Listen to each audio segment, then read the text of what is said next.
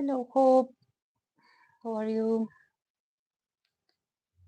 Welcome.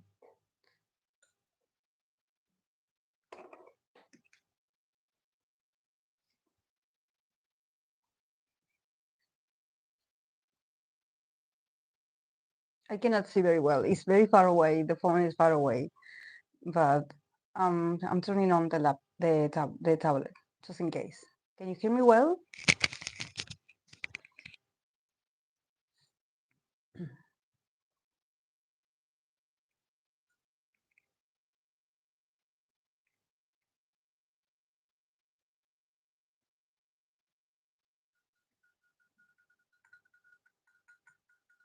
Okay. Hello.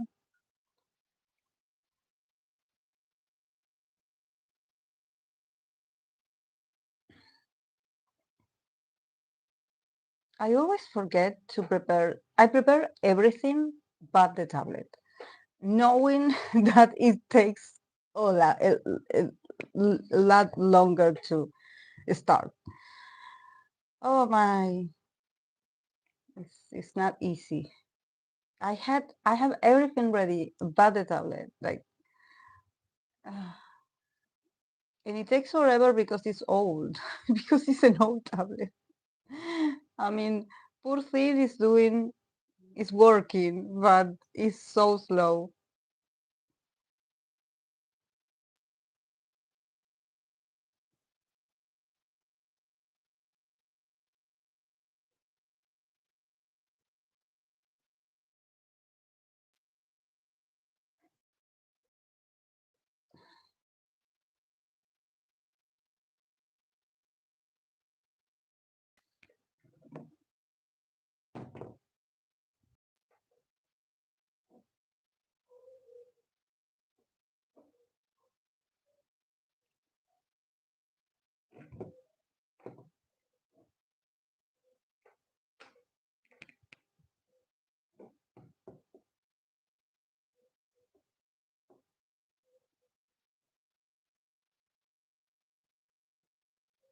Not everything but the tablet.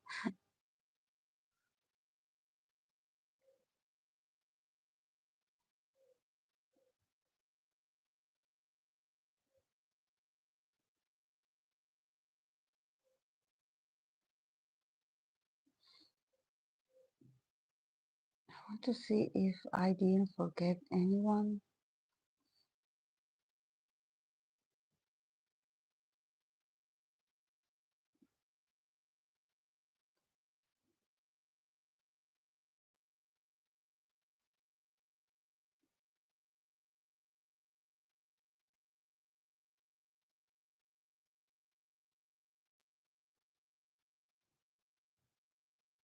Hmm, this one. I knew I was.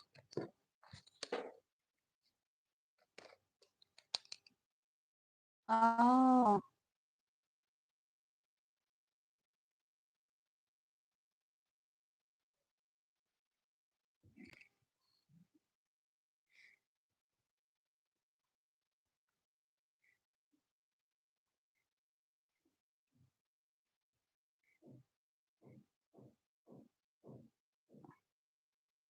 every time I start a live stream, there's someone hammering. I don't know why. If they wait, uh, if they wait like all day to be like, oh, now I'm going to hammer. Now is a good time.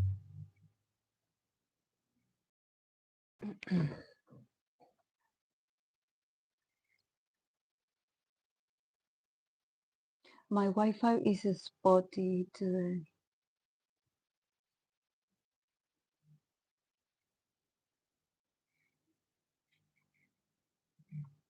I do have a lot of people.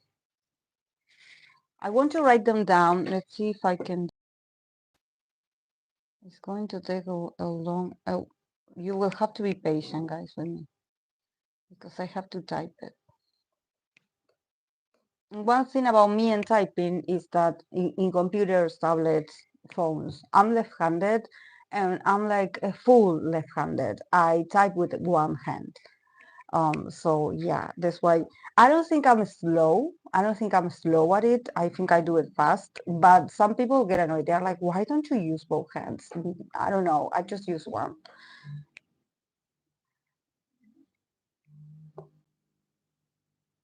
And also these are like very um there's a lot of people, so I don't know if they're going to take all the names.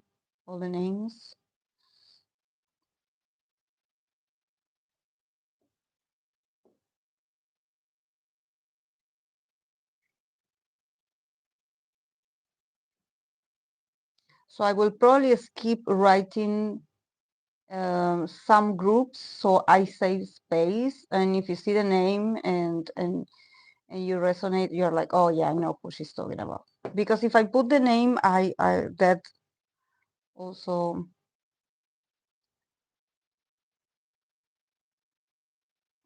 takes up space. Takes up space.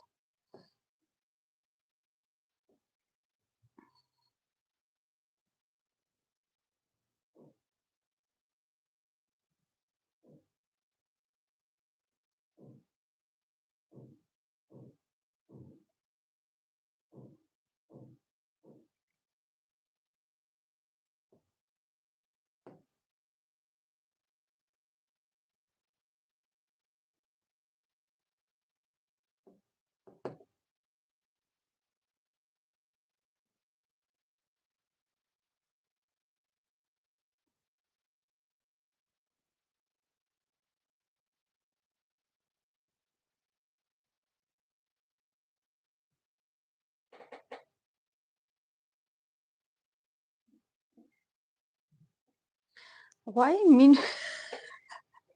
Why Mino is showing up on my on my tablet? Oh my God! Like there's I don't know how it played a short of Mino talking. I don't know. I don't know where my tablet is going.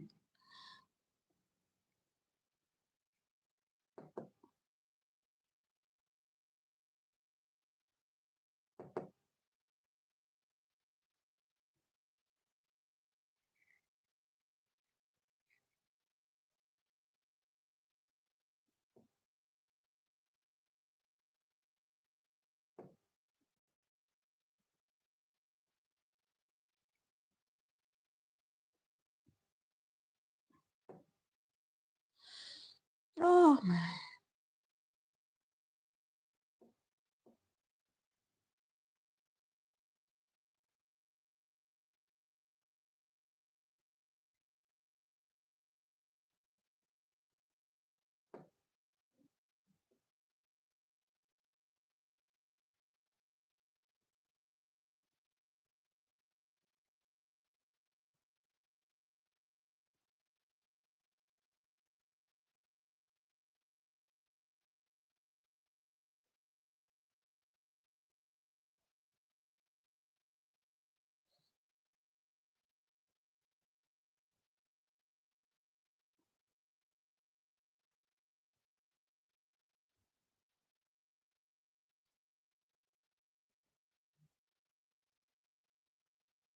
Also, I have some names here that I'm like, who is this person? Why am I forgetting who they are?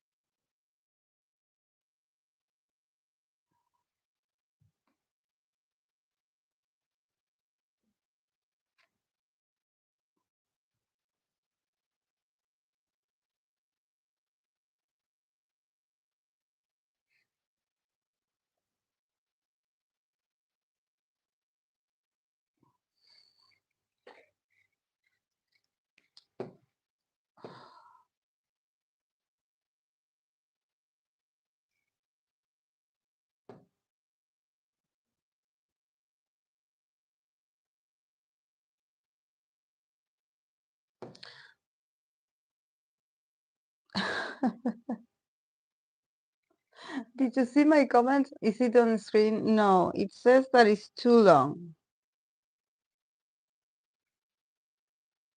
Okay, I will try later, guys. It says that it's too long.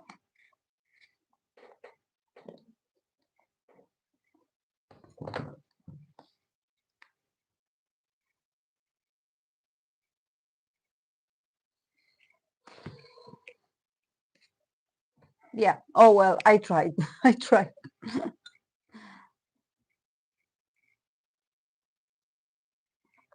How are you guys? My hair looks crazy today because I did wash it, and when I wash it and I dry it myself, it looks weird. It looks so weird. I don't know why. It's flat in certain areas, but it's like messy in this part. I did put oil on it, but it's a bit dry.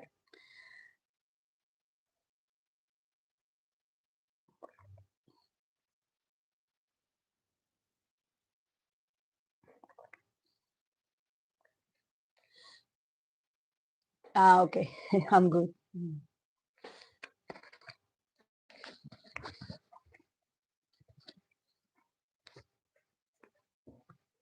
Is the quality of the video good, guys, or do you see it like, because the other day I was rewatching one and I noticed that it was a bit like, there was like some parts that were a bit like, they were like pixels, like there was something wrong with the quality of the video. And I'm using the new phone, so I don't know why it looks like this at some point. Ah, okay.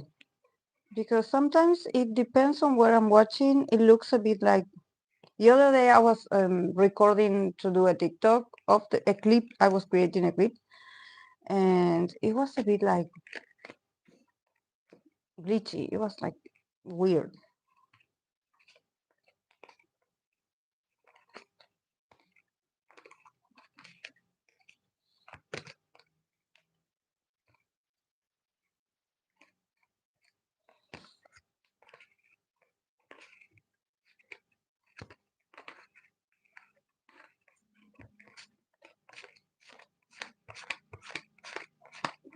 I have to organize this deck because this is the one that gets a bit, since it's glossy, it gets stuck with the other cards. It's so, but I love the images to show you guys because it's much more like colorful, or the colors are like much more are stronger. So I do enjoy using this for live streams. But the quality of the deck, it's awful. To shuffle, it's awful. Okay, since I cannot write it down, I'm going to tell you guys who I have on my list. I have IU and B, Stray Kids, Changbin and AT's Wooyoung, EXO, Chanyeol and Baekhyun, SHINee, Taemin and Mino, Blackpink, Jennie and Mingyu of 17, the actor Woo Do-hwan and the actress Moon Ka-young, NCT Johnny and NCT Joshua, not NCT, sorry, NCT Johnny and 17 Joshua, Jun So-min and Choi Woo-sik, Enhypen, Jungwon and Taehyun of EXT, Park Ji-hoon and Choi Hyun-wook. These, I believe, are the actors of is it what is it, the one of the bullies?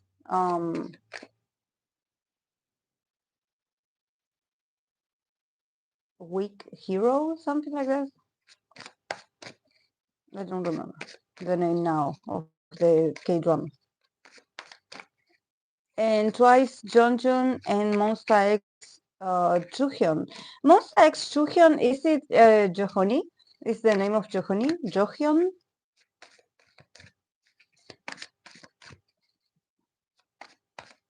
I didn't neither, Samara. This is my first time reading these two names together. I don't know. Maybe they hang out at some point. Ji-hoon, but is Ji-hoon?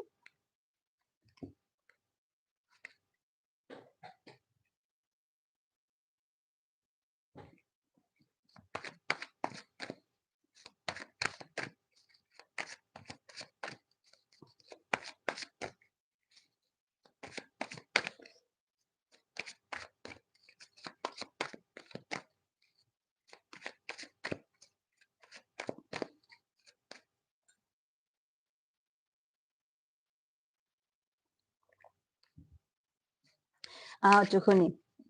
Yeah, that's what I remember him from, that nickname more than the name. Um, and I also wanted to see, the other day I was mentioning Hyun, the actor, as one of my favorite actors. I mean, that I enjoy watching, that I would watch anything that he's in. And I was thinking, maybe, I don't know if I've done it before. Do you remember, guys, if I pulled cards for him and Jungyeon? Remember that people were like, for ages, they were like, oh, Jungyeon must have been betrayed because, he dated his friend and they were friends. And I want to see if they're friends for real. Or I mean, if there's some like goodbye. I don't think I've done it. I don't think I read for the two of them as friends.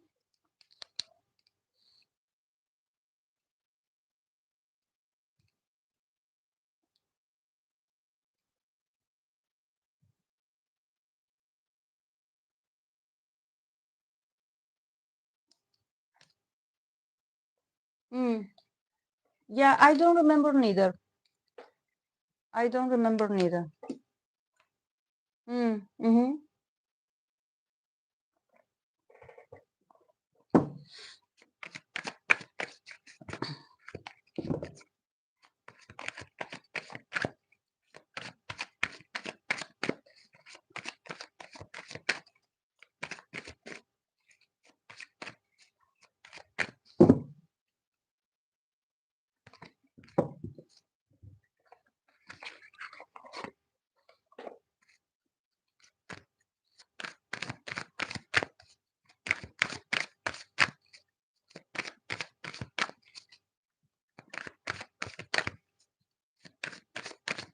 I also brought the Oracle of the Chakras.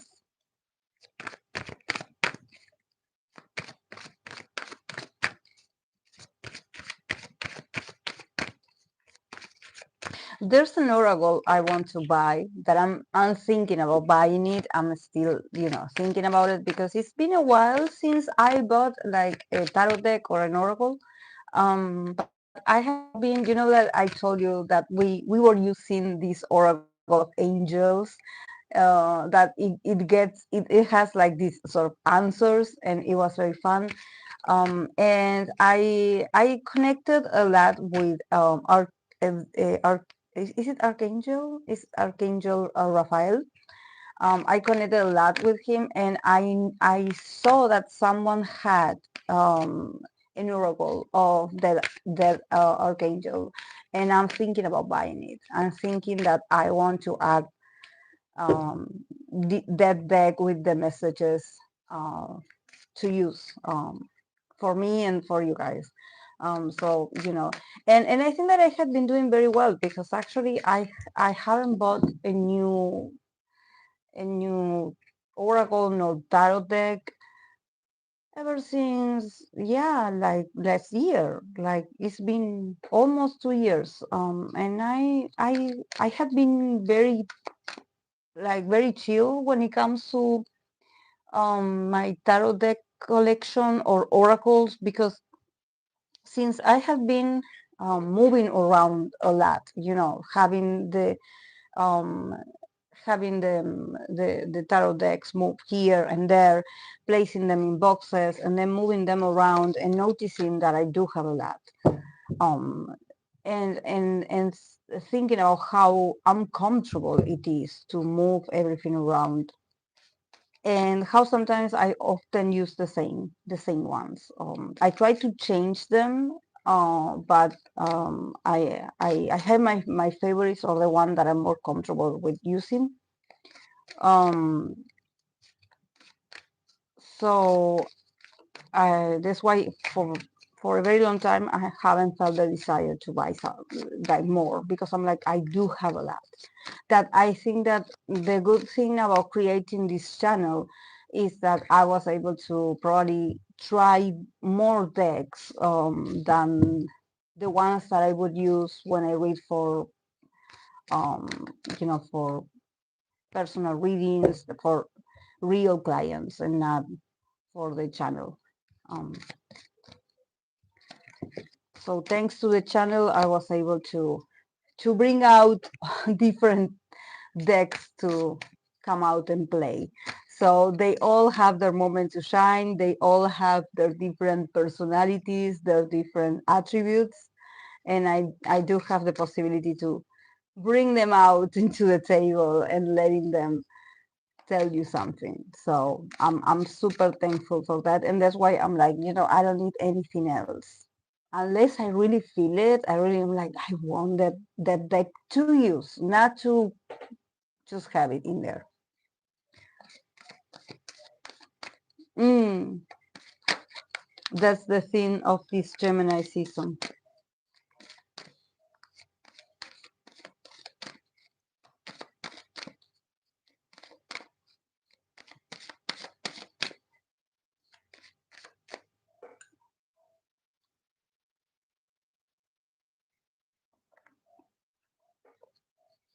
Gemini season has been very active for me. I don't know. I usually I do receive a lot of messages. People contact me.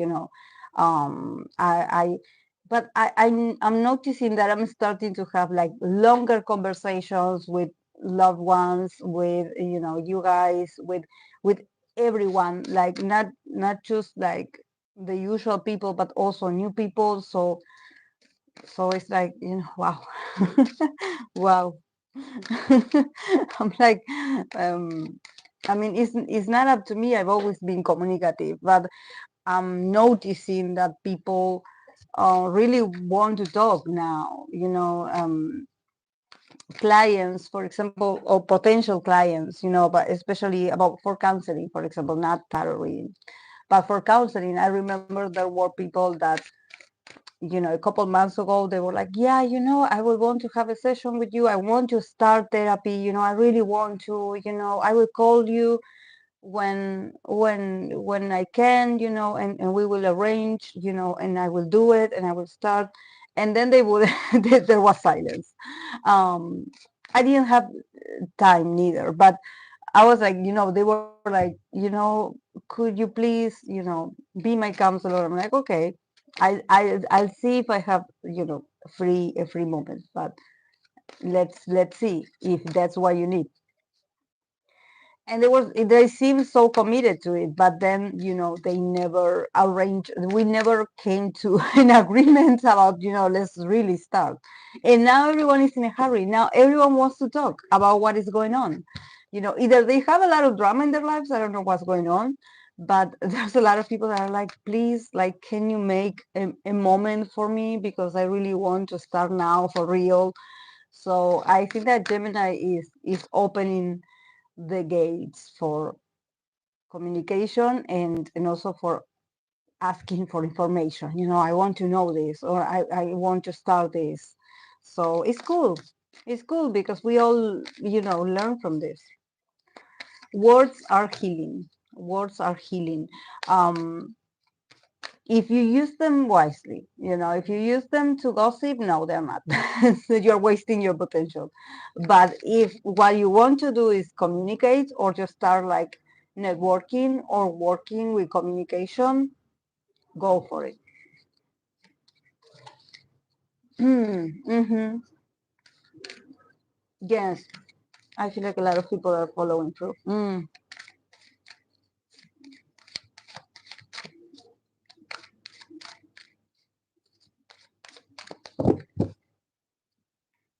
And I think that we are all like this, you know, we all have this that we're like, yeah, you know, I'm supposed to be doing this, but yeah, I think that I will stop for, you know, this month or the next month, and then I will see.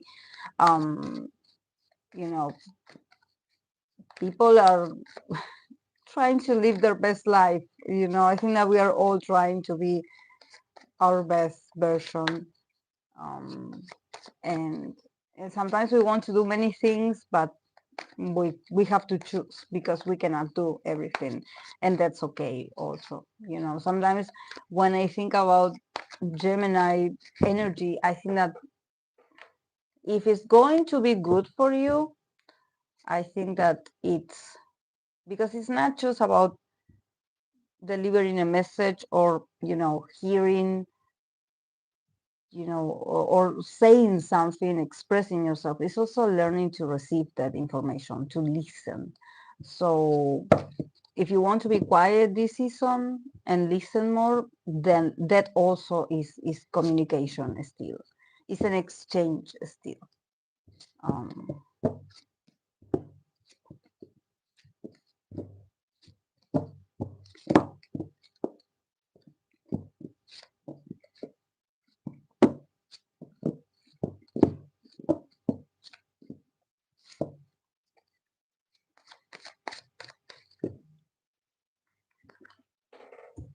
mm-hmm.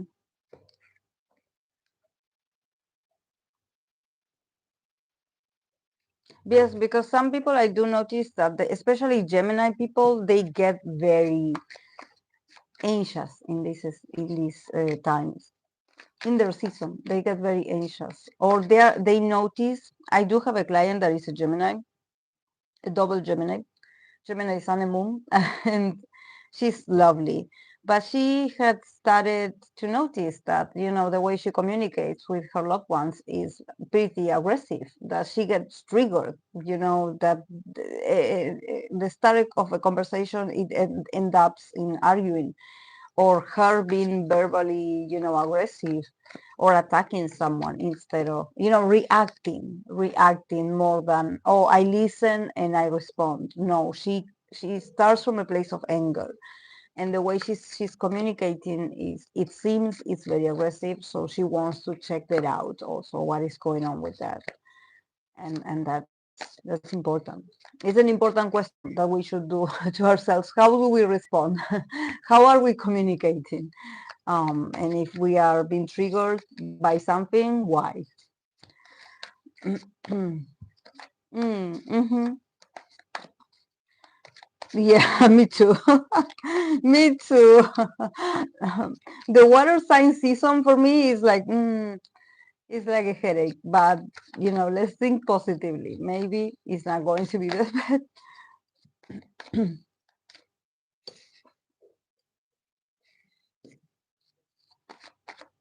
But yeah, I understand.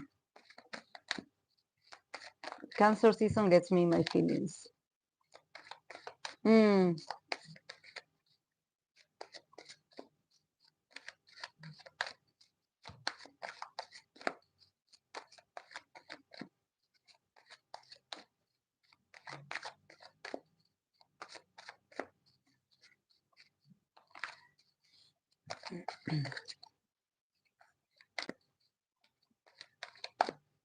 okay, I'm going to start with the friendship of IU and B. IU and B.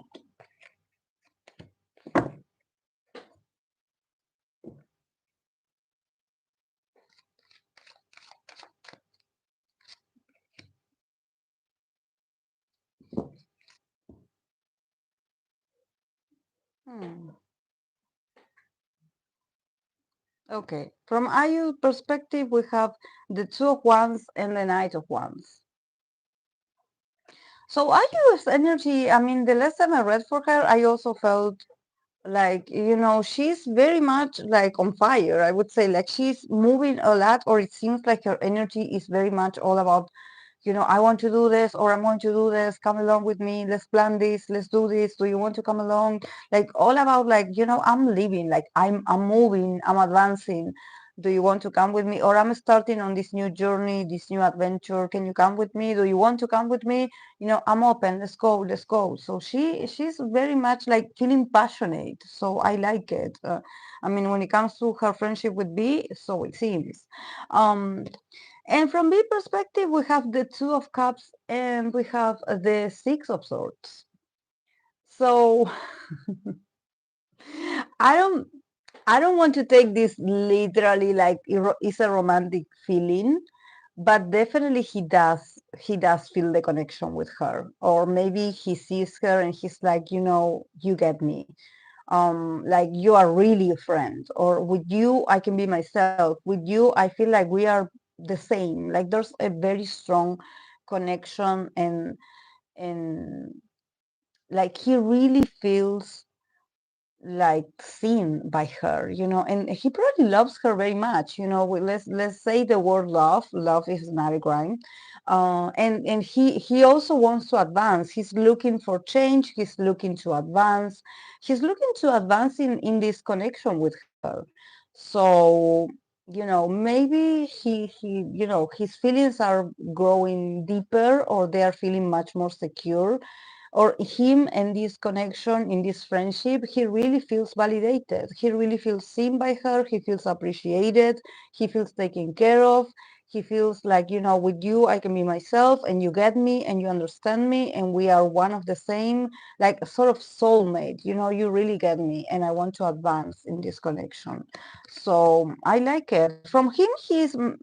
I wonder if he because it could be also, the Two of Cups could be a bit of like maybe she was his crush, like he had a crush on her, or she is like his ideal woman at some point. There's something about him feeling emotional about her. There's something about her. Maybe she reminds him of someone or an ideal that she has, or she has like this very nurturing nature that it sort of reminds him of, like this person that is going to give me what I need, this person that is taking care of me, this person that feels the same as me, so he definitely wants to be friends with her. There's a need for him to connect with her.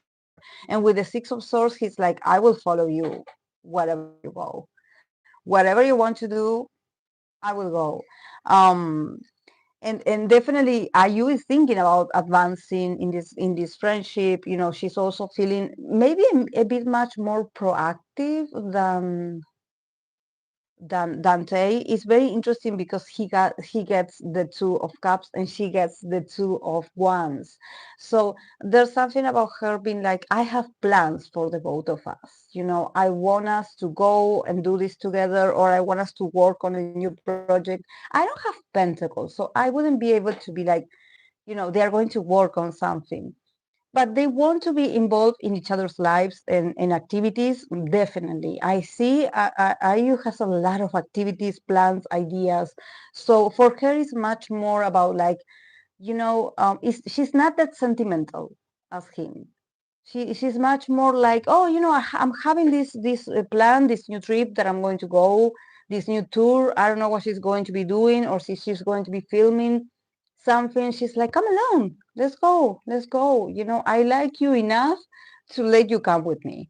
But she's like the one that is like, let's move.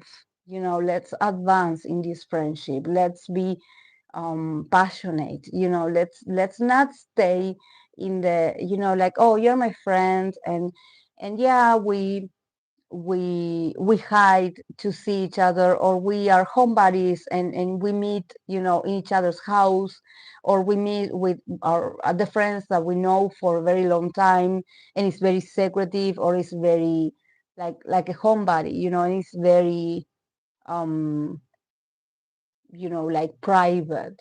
I think that she's feeling more about like adventurous. She's feeling much more like she wants to take a risk. She wants to go out more. I don't know. I think that I wouldn't be surprised if she would take B. Like, let's go out. Like, let's go to a club, or let's go out to this party and let's just hang out and have fun. I think that she's looking. This is why I'm like, her energy feels very much like activated. Like she really wants to go out, she wants to dance, she wants to move, she wants to explore. She's feeling very much like an explorer, I would say. She doesn't want to stay in. She doesn't want to hide. She doesn't want to be anonymous. No, she's like, let's go. Let's do this together. Let's do this together. And probably they inspire each other because him with the Six of Swords, he's like, yeah, I already have my passport. Where are we going? So he's like, yeah, let's advance. Wherever you want me to be, I will be there. So very nice. I like it. In here we have, I don't know how to say this word in English. Um, I think that is wait. I think that is facade. I think that is facade. Facade or frontage. Frontage, front, facade. For me, it's facade. Is it or front?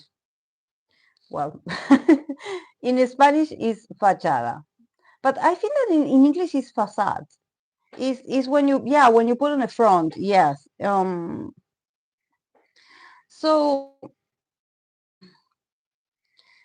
I think and this, since is the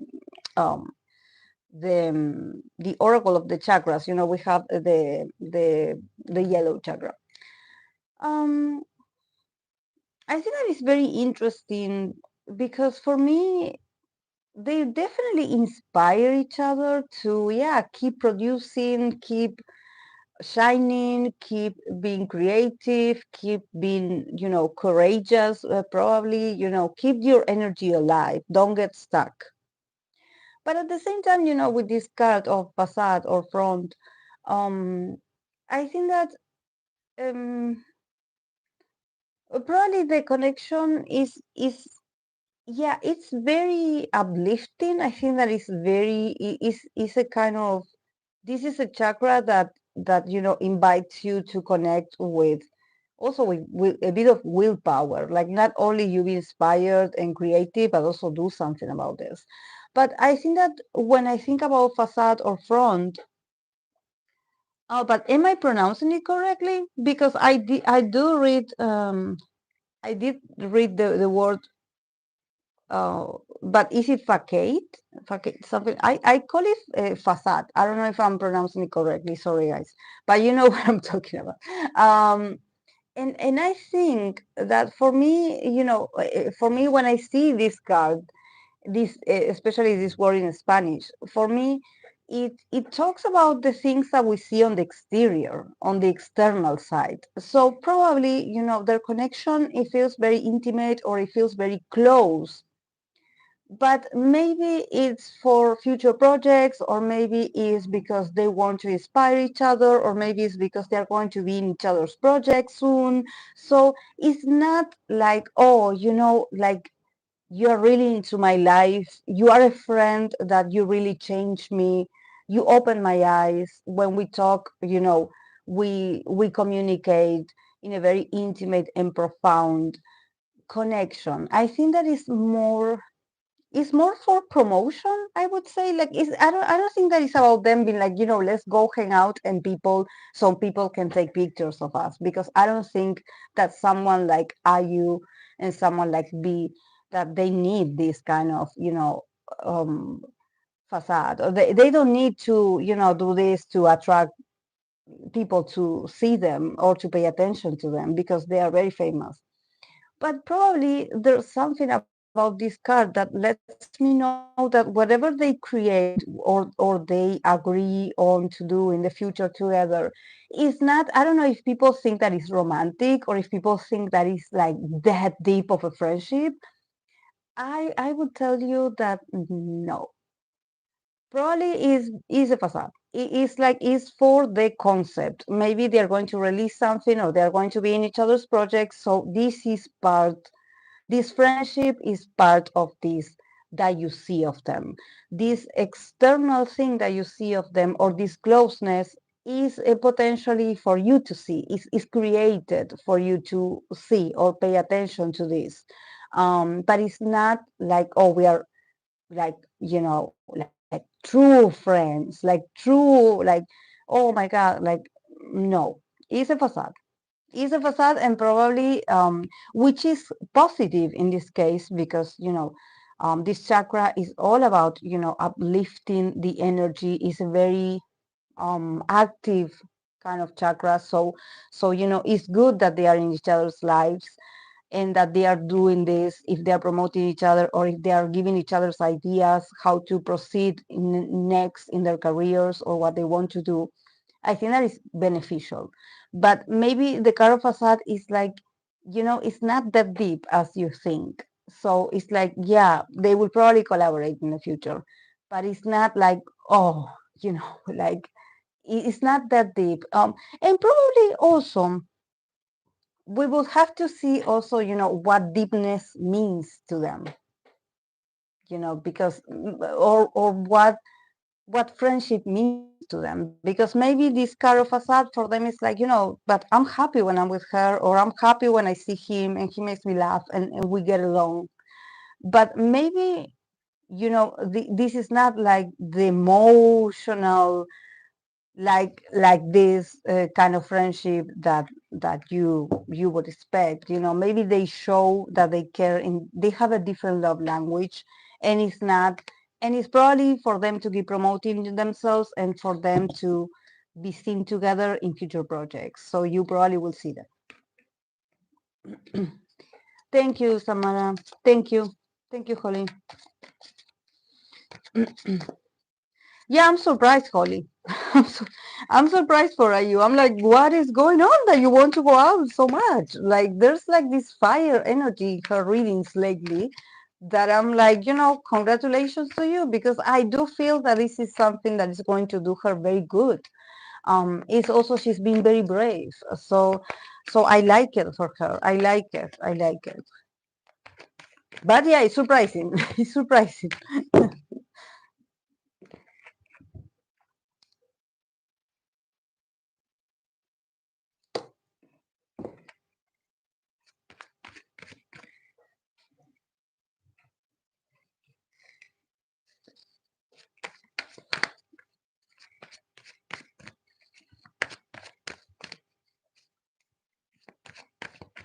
Okay. I'm going to continue with the Stray Kids Changbin and 80s Wooyoung. Stray Kids Changbin and 80s Wooyoung. Oh. Wooyoung has a lot to say, because I got a lot of cards, and it's only two, Wooyoung, only two.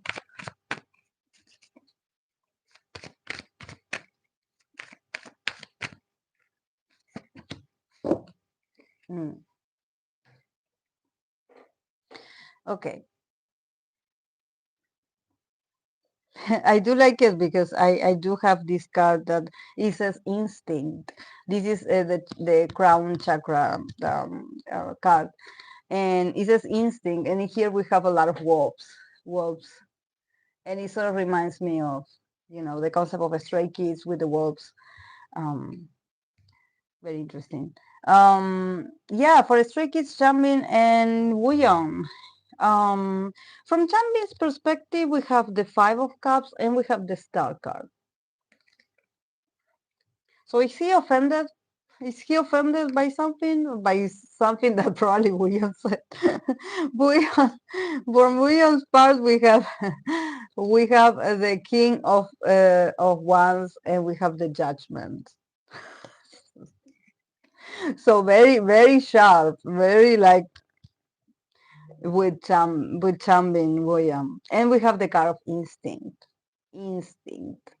So, and we have the wolves, like I said, the animals. So it's very interesting, because I do think, hey Akira, I do think um, that this is all about instincts. They are both very, I don't want to say like they are both very animal. They are very animal like, but they are very instinctive people. Um, they are very hot-blooded also. I want to say animals again, but I don't know why I want to say this. Not in an offensive way, please. No, it's more like they have, when they get upset or when they get in their feelings or when they get heat up because of a discussion, or I don't know what to call it, a discussion. It's more like an exchange of opinions, but they both are very like they have a lot of beast like, they're very like a beast. They don't measure their reaction. And I think that something must have happened because from Changbin I have the Five of Cups and the Star card, so there's something about him being offended by something that maybe William said to him, that he took it like to heart. He's like, "What are you saying?" And also with the star card, there's something, I don't know if he felt like William is sort of making fun or is not. I don't think that he's making fun, but I think that there's something about Changbin wanting to be validated, by the person that he considers friends. So with the star card, it's like, I have done really well. I had a very successful, I don't know, tour, comeback. I did this, we did this and this. And probably he expected Wooyeon to be more excited for him, or to be like, oh, you're really a star, or you're really shining here. And maybe, I don't know, maybe William didn't respond with the same level of. I think that this happens very frequently between them, so it's not that serious. It's not like they are not friends anymore. It's just that they have these clashes, where everything seems to be very um like competitive. Like, you are offending me, like you are offending me, and maybe the other person is like, no, I'm just being honest, or maybe I'm just being obvious about something that I see and I want to say it because we are friends and I'm supposed to be able to speak my mind. If you're my friend, I can, tell you what I see. But maybe, for Changbin it's more like, you offended me. I feel, like if this wasn't fair, what you said to me. And also with the star card, it's like, you offended my work or my value. I wanted you to see how I'm shining, or I wanted you to recognize that I'm shining, and that it took me a while for me to get to this shiny period, to this moment of pride, or maybe this moment of exposure, or this moment of happiness, or this moment of realization that he's important. There's something about him, maybe he wanted, I don't know, to be congratulated, maybe more. And I think that from Wooyoung's perspective, with the judgment and the king of wands, he's like, I can see, I can see Wooyoung being a bit like being a bit much with his remarks, being a bit much, like, and also him, with this attitude, because the king of wands is someone that feels with the authority to call you out, or to point out that you may be like, oh, that you did, I don't know, I would have done it the other way, I don't know, maybe you should have done more, or maybe next time, you should change this, because I don't know if that was good enough. And it's tough, it's tough, because with the judgment, it's literally like, I'm judging you, I'm judging you. uh but I think that also there's something about, and here I don't want to take sides, because, like, it's not about that. But seeing the king of wands from William's side, there's something about William somehow probably having like a much more, like a stronger personality, ego, or a healthier ego, I don't know, like he has like a more like upfront kind of behavior, like, yeah, I have my flaws, I'm not perfect myself, but I am this. The king of wands is very, is like, this is me. I may mess up, I may say things that sometimes they are not, they are very harsh, I apologize. I'm working on myself, So with the judgment, it's like, I'm working on myself. I'm sort of having like a wake up call that maybe, sometimes I do sound a bit cocky or a bit like authoritarian or authoritative when I say things that maybe the other part would take it like, oh, you're looking down on me. Oh, you think that you're better than me. You're like, why are you expressing yourself like this? So he probably has to has to slow down a bit with the way he says things, because in the case of Taemin, it's like I didn't like it, and also I think that is not, for someone like Changbin, I think that if you I think that it's okay. You can be open and honest with him if you are a friend, but you also have to be careful about what you say to him, because probably, this that he did, it was really important and it was his moment to shine, and it was actually a very important accomplishment. It's just that, probably Changbin is the kind of person that once you point out a little mistake or something, he will get fixated on the thing that you point out. He will forget all the good things that happened. The only thing that it will get stuck in his mind is what he did wrong or what you said that was wrong. So sometimes you have to be a bit much more considerate with him if you want to give him a feedback. Don't concentrate so much on the negative. Don't remind him of the, oh, you should have done this better, or I saw this that you did, you messed up, right? No, you cannot do that to Changbin, because Changbin will get fixated. He probably will act like, oh, it's okay, yeah, yeah, I saw it too, yeah, I understand what you mean. Yeah, I will be better next time. But it hurts him, it haunts him later. So he will probably then go silent, not talk to him, give him the silent treatment because he's hurt. Um, but yeah, with the kind of instinct, definitely both of them are very special they're very competitive. So it's like it's not that big of a deal. It's not that big of a deal. But it will pass. These are instances. It's not that their connection is always like this. But I think that maybe from Wooyoung's perspective as this king of wands, he should, he should watch out with his ways, because he could actually get in trouble for what he says. So he should be a bit much more like, watch the way you say things. It's not about him not being able to be honest. And if he wants to say something, he's going to say it because it's his view, it's his perception, it's his truth.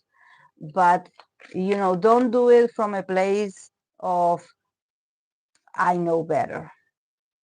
Don't do it with that attitude, because you're going to get a lot of enemies. You're going to get a lot of enemies. You're going to get a lot of enemies. Hey, Chachalino.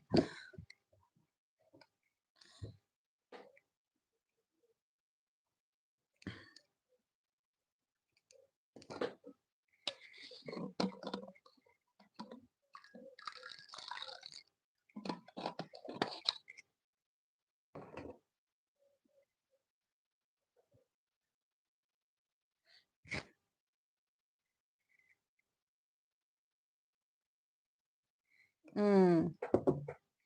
Yeah, from the chair, he was like, "Oh, you mess up." Oh my.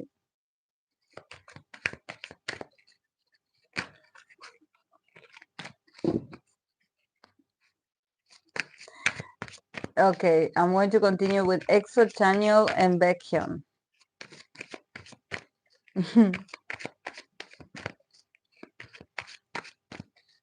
EXO Chen and Baekhyun. Chen, Baekhyun.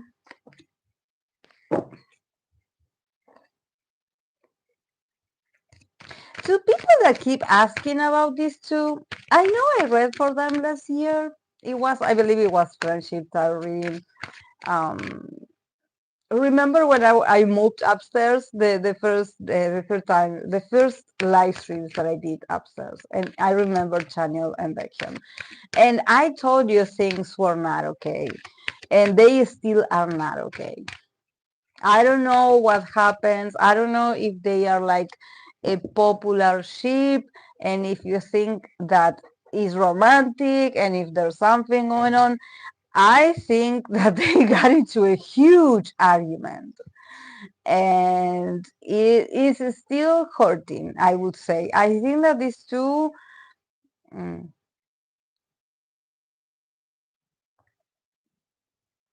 none of them none of them are saints, but I think that if you think that they are like best friends forever, I think that something cracked in their connection. There's something that has been bothering each other, like has been bothering both of them, like, from one side to the other and the other to the other.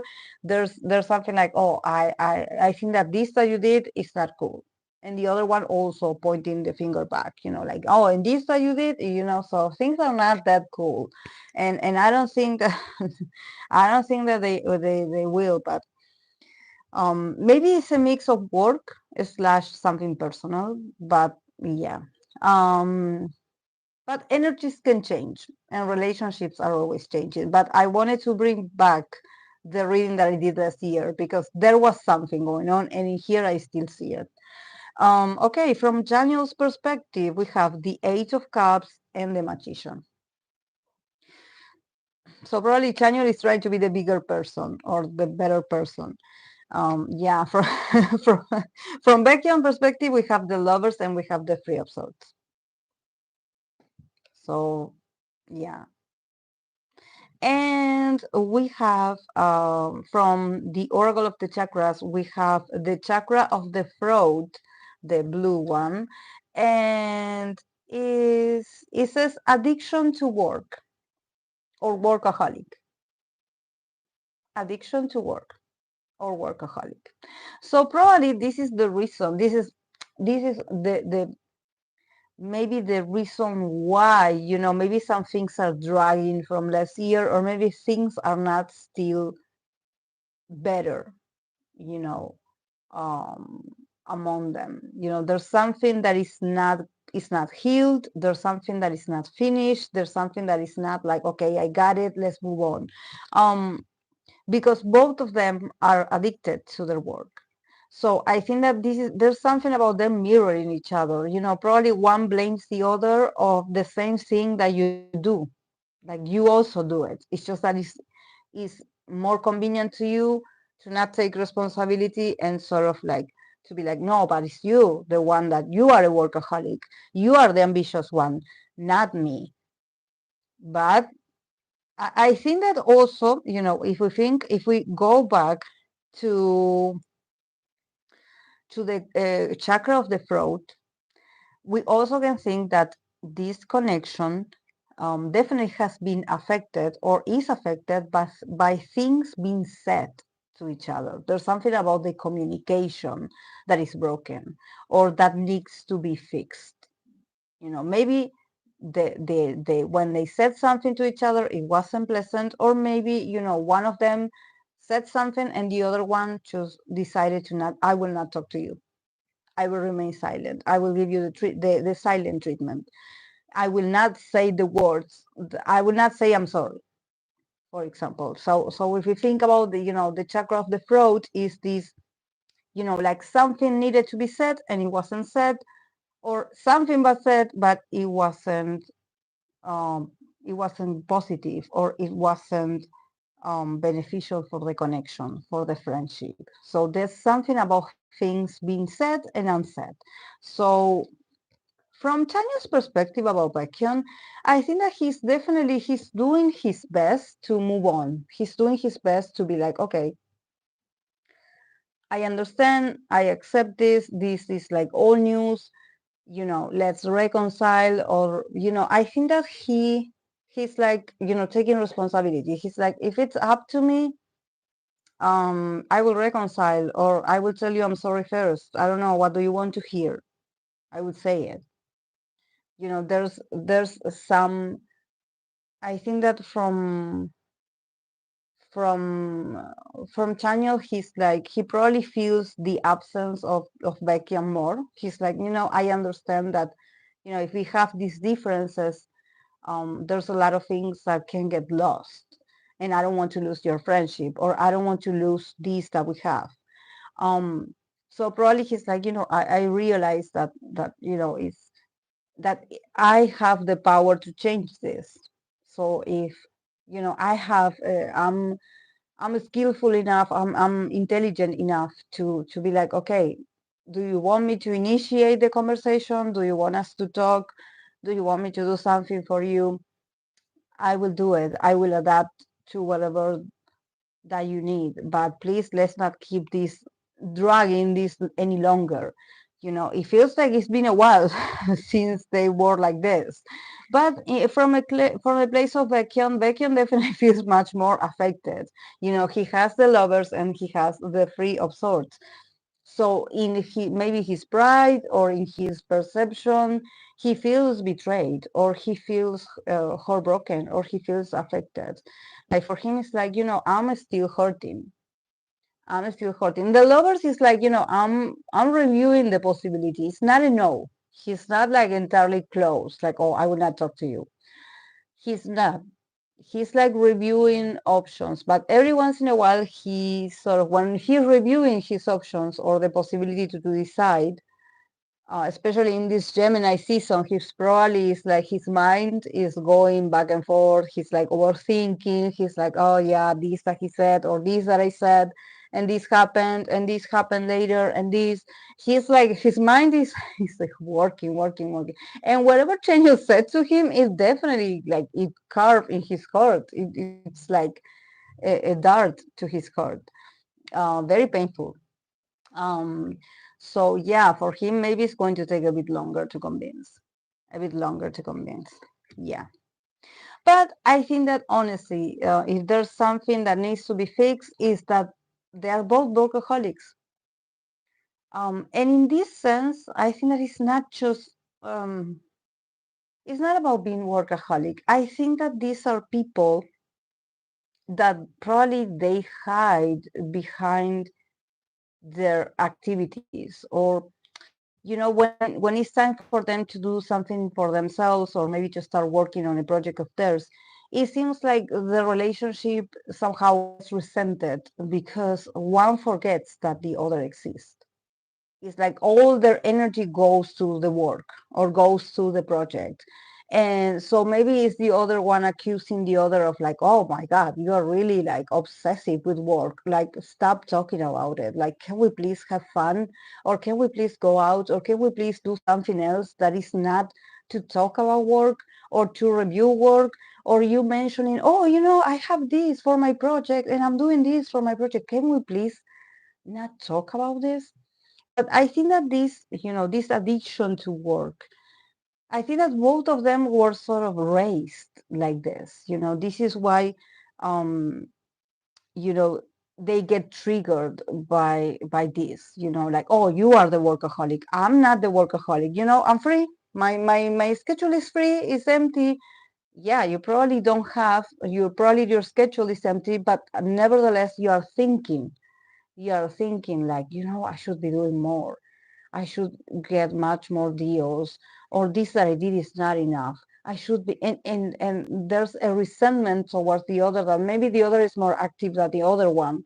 So there's like a bit of fight, differences because of work.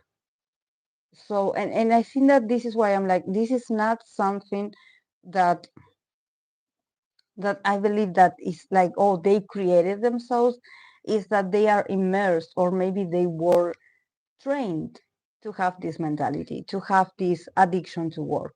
And this is why it gets in the way of the relationship. The relationship gets resented, or their friendship gets resented, because you're all the time talking about work, about what you want to do, your next project, you this, you that, and what else? Like, Can we just be normal?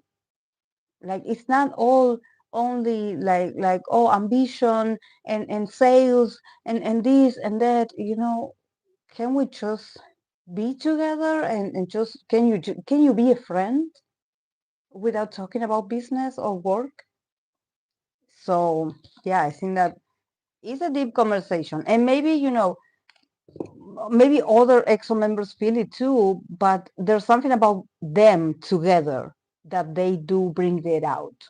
They do say it to the other, and this is why it creates this weird, like, why did you say that to me? But I think that as the throat chakra, maybe those things need to be said at some point. The other person needs to hear it.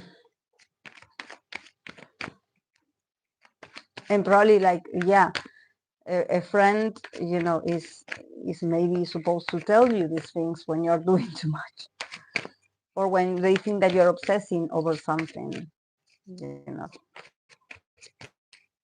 It's like, oh, you're my friend, I will tell you. I cannot keep it silent, I will tell you.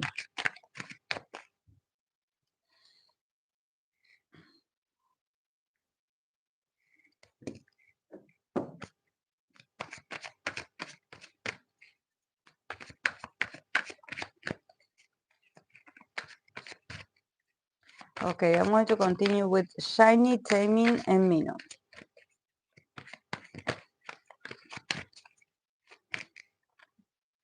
Taemin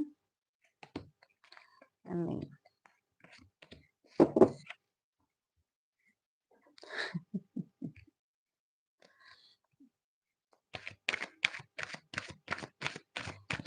There's something about these friendships. I have a lot of knights, a lot of kings in this reading, so I'm like, wow, you know, and this is actually very interesting because you know, sometimes in dynamics in friendships it happens, you know, that maybe one feels more entitled than the other, or one has an attitude that the other is like, you know, I will not tolerate that you act like this with me, so you know, get off the horse, like, or get off your throne, you're not that special, you know. Yeah. Okay, for Taemin, from Taemin's side, we have the King of Swords, and we have the Six of Cups. Very Cancer already with the Six of Cups. And from Mino's perspective, Mino always gets these nights. Mino energy is so Mino. It's like he's always like this, 24/7. We have two nights. he's he's so annoying. He's so annoying. Night of Swords and Night of Wands. He's so annoying. He's so annoying. Because he's so active, you know, always saying, doing something, like he cannot sit down. And maybe for from Tammy's perspective, is like, are you done? You know, yeah, I used to laugh at your jokes, but now I'm older. I'm a man, you know, so yeah. And we have the chakra, um the orange chakra. We have the card of stagnation from the oracle of the chakras. Stagnation. So yeah, I can sort of see that you know, maybe you know, this from Mino's perspective, you know, this whole very, you know, a bit pushy or a bit insistent or a bit chaotic, his energy always trying to push or provoke or get a reaction out of Taemin. I think that he does this because there's something about, I don't know about their friendship, honestly. Like, I maybe showers know more about the history. I know that they are all very close, but with the kind of stagnation, there's something about, I don't know if it's because they don't share that much time together, you know, except when they have to do things for SHINee. But in their friendship, there seems to be a level of stagnation, you know, a level of like, yeah, we used to do more things together, or we used to hang out more. And now there's this stagnation. Now there's like, yeah, if you invite me, I will tell you that I will go, but maybe I will cancel later because the realities are very different. They probably are having different schedules, they're having different priorities. And I think that is very interesting because from Taemin's perspective, he has this king of swords and this six of cups. You know that if you compare it to these two knights of from Mino's part, I think that there's something about maybe in this connection, um, um, um, Taemin feels much more stable or much more like an authority. He's like, he knows what to say to Mino. I think that he's like, if Taemin says no, it's no. Like there's something about Temin becoming very assertive in this connection with Mino, but a bit much more mature in his communication, and maybe Mino is a bit much more like playful, a bit even a bit childish in comparison to Taemin. Taemin is much more. He thinks before he's going to say something, and also he's very intelligent. He's very observant, and there's something about Mino's energy just wanting to go out and do something. So even if there's something about him being like, yeah, I invited you to go to do this, this very fun activity, and you said no, so I will go anyway. Like I will complain to you because you didn't come along, but I will find someone else and we will go. Like there's something about him not stopping to reflect, like, oh, why didn't Taemin come with me? Is there something wrong with Taemin? Did something happen with Taemin? No, he doesn't have the time, or maybe he doesn't, he just advances. He's a very active person. He's also very honest himself. So whatever he wants to say to Taemin, he says it, and that's it. And there's not harsh feelings. It's just that everything seems very spontaneous and fast with Mino. It's like if you say no, he will ask you once, twice, but then if you're like, yeah, I will let you know, he's like, no, like, the invitation is over. Like, I have to go. I found, someone else to go with because we have tonight. So I'm like, I wonder if he wants to do something with Taemin and Taemin declines the invitation, he goes with another member, maybe. There's something about him not being alone. um but he probably annoys Taemin a lot. There's something about him, picking on Taemin, or just being, I don't want to say aggressive, but there's something about him wanting to, shake Taemin's energy, and Taemin is so mature now. I don't know. He's just um Taemin feels like the king in his castle. He's like he has an independence, and I think that this card he has been getting this card for the past 2 years. I think that we have been having this card for Taemin. So maybe in his relationships, he's asserting his status. He's asserting that he's not a child anymore. This is why we have the Six of Cups. We have the King of Swords and the Six of Cups. He's like, because of all the history that we have together, that I do remember, that you were part of my childhood, that we have history, that we have a very emotional and nostalgic past together, and I appreciate you. But I'm a man now, and I'm in charge of all my decisions. So if I say no, it's no. Don't push it. So, and also there's something about how Taemin being like, now I'm an independent person. Like there's something about him being not just independent, but there's something about him being in control, or him having the role of a boss himself. So you know, he has very important things to pay attention to, like very mundane, like, but he has to be in control of those, or he has to check certain things, or he has to pay attention to certain arrangements. He is in a role that demands a lot of his presence, but also maybe he's the one that is like the one that makes the decision, or the one that decides, okay, we are doing this or we are not doing this.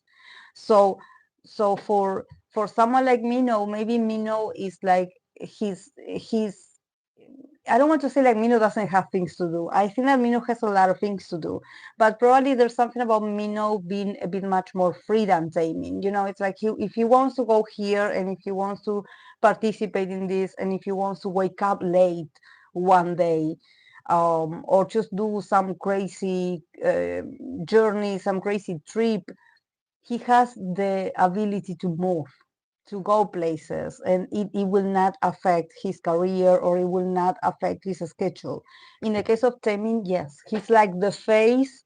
I don't know if it's the company or what, but he's like someone that is like a leader now, not just a leader, he's like a boss.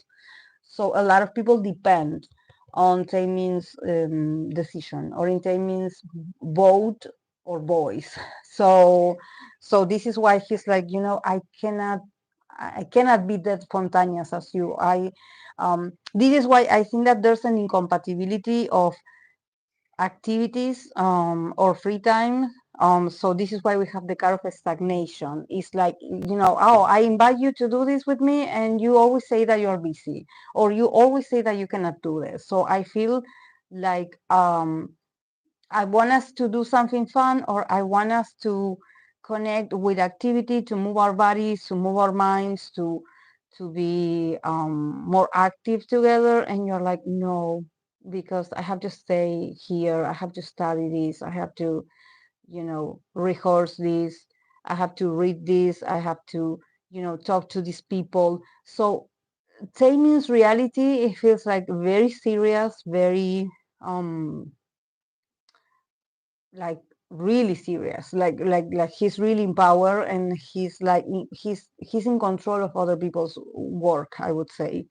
There's people that depend on them, and in the case of Mino's reality, maybe not yet. So yeah, there's a change.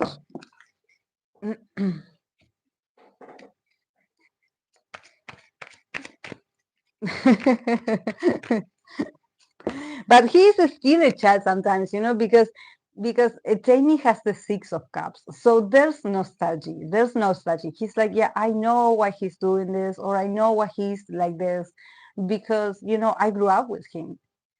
I was the baby. He's my older brother. He's like an older brother. There's something about him.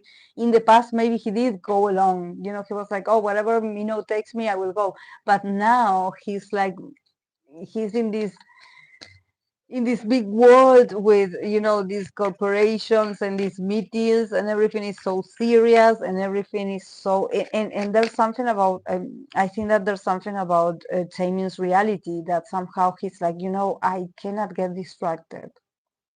I need to stay very, very sharp. I need to stay very awake. I need to stay very focused, because he is in charge of a lot of important things. Yes, exactly.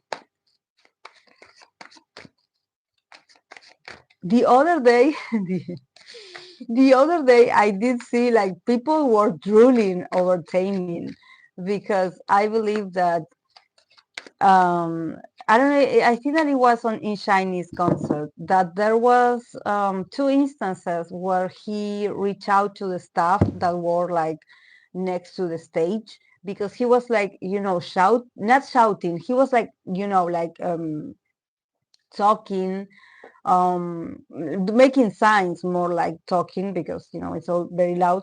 But he was like, he couldn't hear himself, or there was something wrong with the mic. Like he was having issues with his mic. He was having issues, maybe he couldn't hear. So he looked done, he looked like he was upset, like in Taemin's ability or fashion of being upset, but he really looked like, I think that it happened more than once.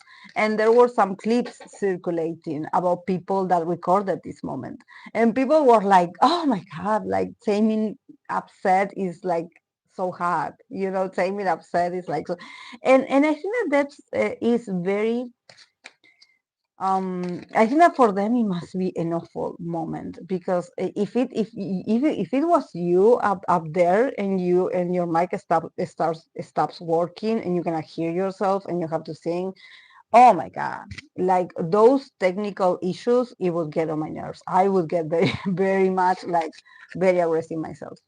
um because I think that when those things, that it can happen, of course, technical problems, but when it happens more than once, or for example, like we've seen clips of Stray Kids Lino, getting upset because he had this malfunction with his Worrow, that his Worrow always gets in the way of him being able to perform, like the professional that he is. And there's a moment where you choose, you you drop the the idol mask, and you get really like, fix this. You're like, fix this. I will not tell you again. Fix my mic. Like like, I don't care who is in charge, but no, because it's your career up there. You're the one. You're the face. Um, and I think that for Taemin, I believe it happened in different occasions, because I did see different clips of those where he looked very, very uncomfortable and very upset. He did look upset. Yes. Mm. Didn't they have issues all 3 days? I don't know.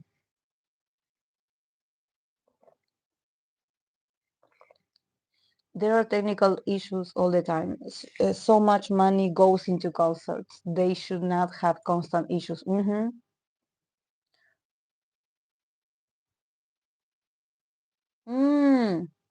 Yes,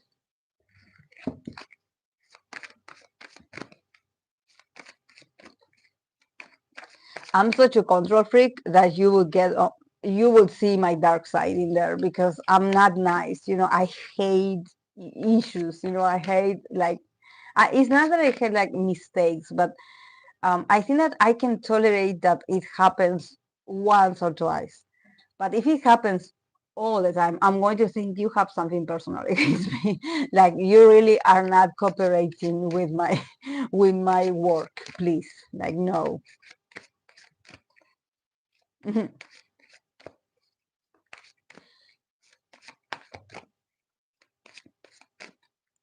Mm. Ah, yes, yes, I do that sometimes. Yeah.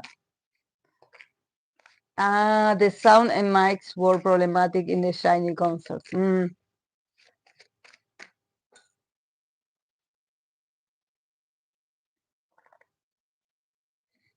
Yeah, it seemed serious for someone like Tammy to get like that.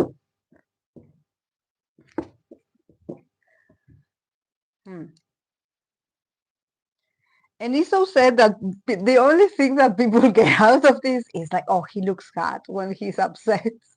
But the poor guy is having a nerve breakdown. It's like he's like ah, and you guys are like, oh, he's so cute. Oh my. Mm. Yeah, so I heard that, Chachalino. I heard that from people that are from Mexico, that they went to see them, the SM town. They said that. Mm,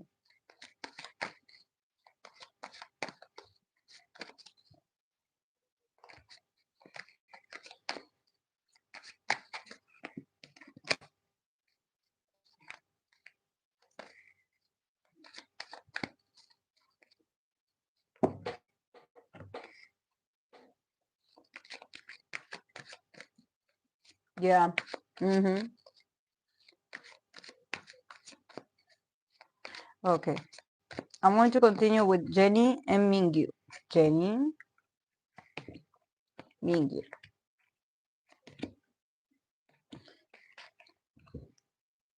Okay, Mingyu, three cards.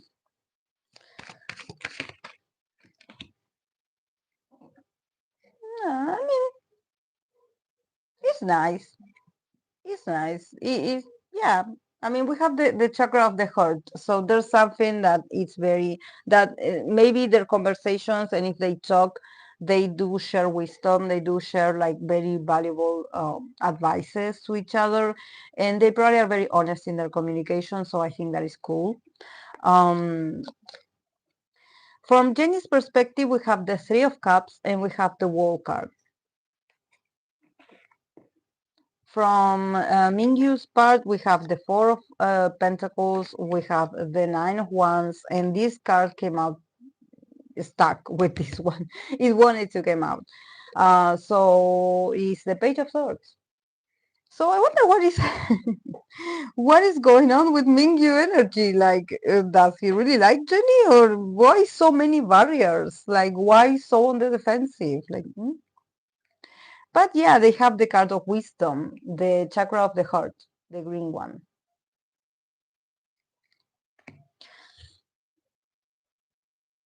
Yeah, from Mingyu, it's like, do you really like this girl? Like, you're so on the defensive. What happened? What happened? And also with the Page of Swords, it's like, at some point I'm going to say something. Like he wants to say something to her. So I don't know what happened, but wow. But from Jenny is very interesting, and I think that when I read for her, wasn't her and God Seven Bamban? Remember when there was this rumor because they were seen hanging out, and he came out to clarify that they were just friends, like they were hanging out, yeah, but they are not dating. And I remember that I believe that Jenny got the Three of Cups, and also in here we have the Three of Cups. So Jenny is drawing the line. Jenny is like, yeah, I do meet with him. We are part of a group, but yeah, he is one of others. She's like, yeah, I see him, but there's other people as well. So it's not like he seems like in her connection, yeah, it's cool, everything is cool with him, but he's like, yeah, he's a friend of a friend, something like this, not like, or we just hang out to, or to a party or a celebration when there's others, and there's like good vibe, good music, there's celebration, and there he is. So yeah, I do, yeah, I do have fun, or I do know who he is, or I have spoken to him, or I have shared a meal, a dinner, a lunch with him. I don't know, but it's not like, oh, we are exclusive, or we are like together. No, it's friendship, or it's, I don't want to say friendship. I think that it's acquaintances. It's more like, yeah, you're a friend of a friend. You came along, it's you. And also I think that when when I said this, when I remember when I read for Bamban and Jenny, that when I got the Three of Cups from Jenny's side, I was like, yeah, Jenny, like, yeah, she did spend time with Bam, but there's always someone else present. It's not that they saw each other, the both of them alone, like the both of them wanting to be next to each other and just talk to each other. There's always someone with her. So, and I think that is very interesting when Jenny gets this card, because she draws the line energetically. At least this is how I see it.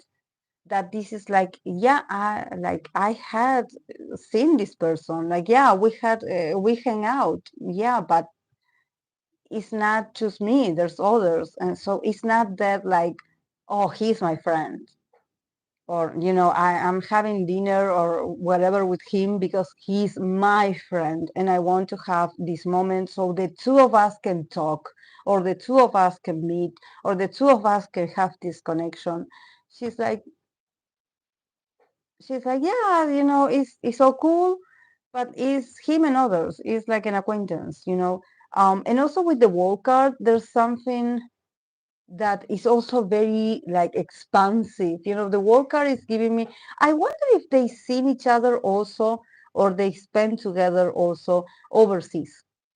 they run into each other when they were overseas, because the world is giving me like, you know, overseas. Like, oh, I had a tour here and I ran into you and we went to the same party overseas.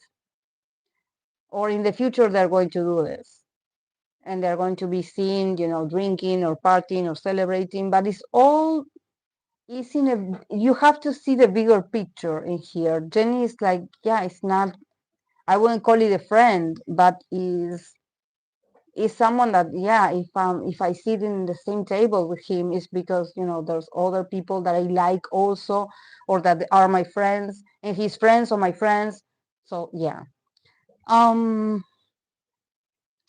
but in in the case in the case of Mingyu, I'm like, what is going on with me? I'm like, why are you so on the defensive? Why are you so on the defensive? My God, what are you protecting? What are you protecting? What is going on? What is going on? Maybe it's him protecting himself from rumors. Could it be? But his posture is that this man is tired. This man is tired. It's like, I don't think that it's like, I don't want to hang out with her again, but there's something about him just holding back and being like, I don't even want to move. Like,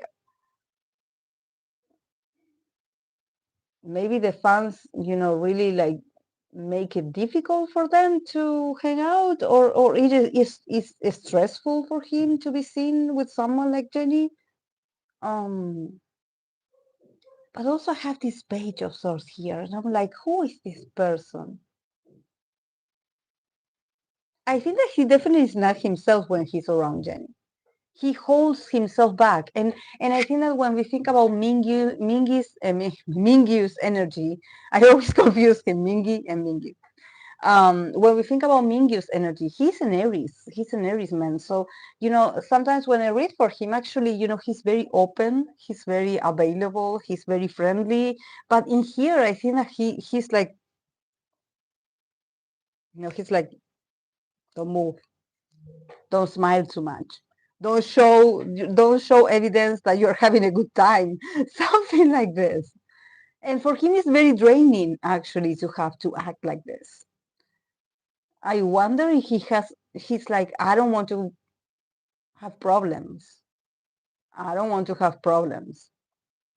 So he's like, I will not. I like, and it's so interesting because I think that he's a very spontaneous person. So to see him so, and he really is tired. Like he really puts all his energy to be on the defensive like this, and he doesn't have a good time. He doesn't have a good time. So, but he's so afraid. He's so afraid. I'm like, I don't want to say the wrong thing, or I don't want people to take pictures of this, or I don't want people to get the wrong idea. So he's like restricting himself. He's like almost like seated in a chair and not moving. So I wonder what is that about. And also this card that came out extra because I pulled two for each. So who is this person? Because this is a message. This is someone sent him a message, and he's like, watch out for what you do when you're with her. Like maybe someone that is jealous.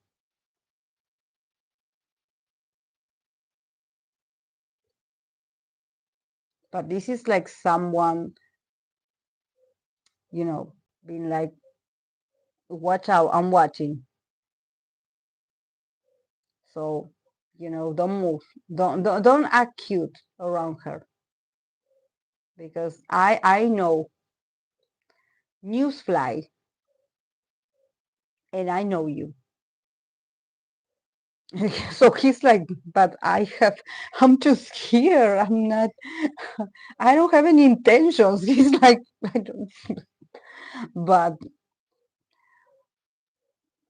could this be a girl, a guy, someone that is is like being like, you know. And this came out as an intruder and um, intrusive because this card wasn't supposed to be here. But but we have the card of wisdom. That is the chakra of the heart. So definitely, if they had the possibility to have a conversation like two regular, normal people of their age, they would click very well. Because whatever they say when they are together, or their opinions, or the way they view life, or the way they share what they think, or their opinions, they are very much alike. They are very sentimental, both of them, despite of, people having their perceptions about, like, okay, who Jennie is on stage, or who Mingyu is on a stage. They're actually very sensitive people, and I think that they have a lot of wisdom to share. It's just that maybe, they are not, people don't listen to what they have to say, or they don't listen to the wisdom that they have. So with each other, there's something here with the heart chakra that both of them, if they had the possibility to be alone, not to be interrupted, to really listen to each other or be in each other's presence without having all these fears or all these interruptions or regulations or people in the middle, they would actually be really good friends. Really good friends, because they would communicate heart to heart. We have the chakra of the heart, and it says wisdom. So they would click, because what one says, the other one benefits, or the other one absorbs. What you said to me, it really resonated with me, or with a part of me that actually I'm very sensitive. And what you said, it was very helpful. Thank you. It made me feel better. Or you made me realize something important about my feelings or myself. Talk about feelings, open your heart chakra. So I think that, yeah, there's a lot of people in the middle. So maybe this is why they haven't reached to a level of a very profound bond. But if they could have the possibility to be just the two of them just talking, they would really like, and they would remove the idol mask off. They would really be good friends. They would really be compatible, I would say.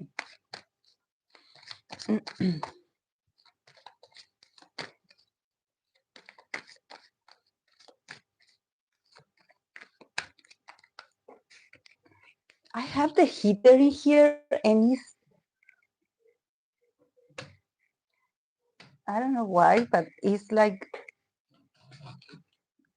touching. It's like touching like my arm, and it hurts.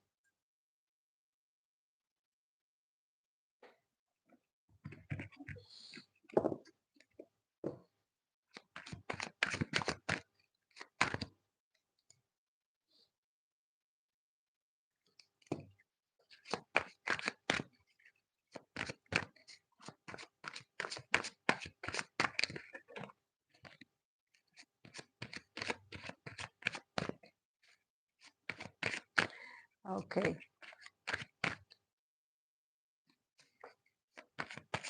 I'm going to continue with the actor Woo Do-hwan, and Moon Kayon, the actress. The actor Woo Do-hwan and Moon Kayon.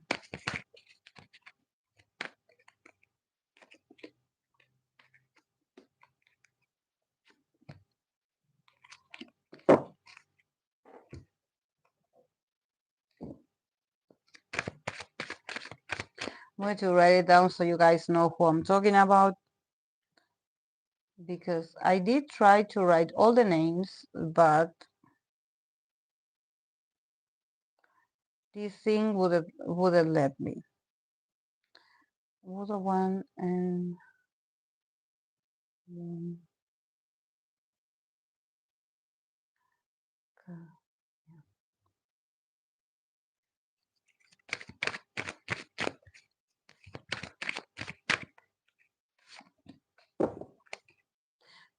Wow, soulmate. Soulmate. So, wow. Okay, from his part, we have the Six of Wands for Wood-one, Six of Wands and the Temperance. And then we have from her side, we have the Knight of Cups, and we have the Queen of Swords, and we have the card of Soulmate, the red chakra, the chakra of the instincts. Were they dating? Does someone know if they were dating at some point? Because I mean, we're talking about friendship, so definitely there's a lot of like a potential, um, a lot of potential of them getting along very well, but also, you know, soulmate, you know, this is a very sexual chakra as well. So it's like, oh, you inspire me so much, you make me feel so much, you make me feel so alive, or at least your energy or your presence pushes me to, you know, be true about my own desires and do something about it.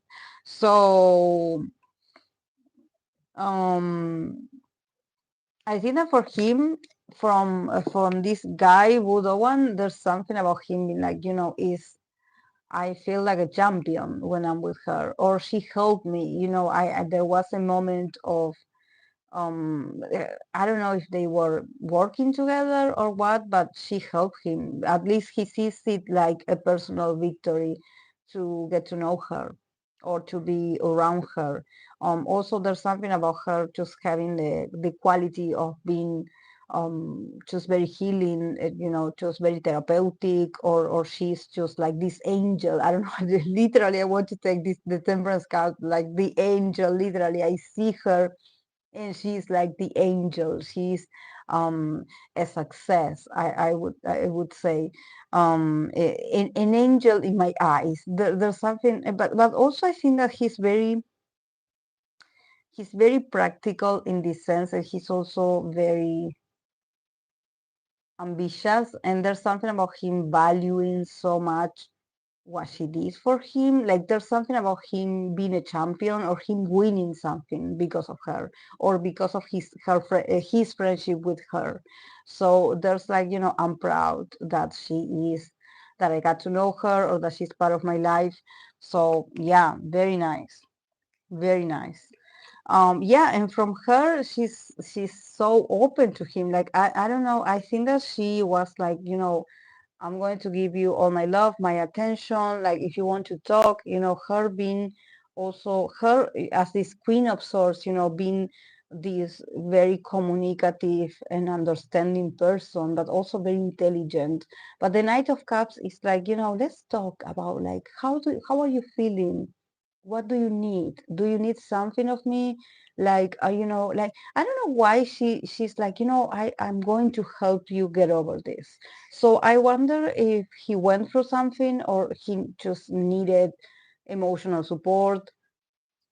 I don't know, but it seems like she's the right person for this. Like she had the best advices, or she had like the right words that they would come from a place of, you know, I really care for you and I really want to see you do well. So, and I think that it worked. You know, whatever communication they have, definitely it worked. It's very positive. She's definitely an angel. She but she's so generous with him, so they must have a good history together. They must click very well. This is why we have the card of soulmate. There's something about them being so familiar to each other. It's really easy for them to understand each other's struggles. And I don't know why. I think that probably he is the one that needed her help the most instead of vice versa. You know, I don't see her needing him. I think that she is the one that offered help to him, or help him overcome something personal of his, or something emotional. Maybe he was going through something and she helped him. She helped him. So very nice. Very nice, but also very intense, like a lot of like correspondency. It's like, you get me, you are the only one that gets me, or your advice, your voice, what you do, it helps me be a better person. So it feels very intimate, very intimate.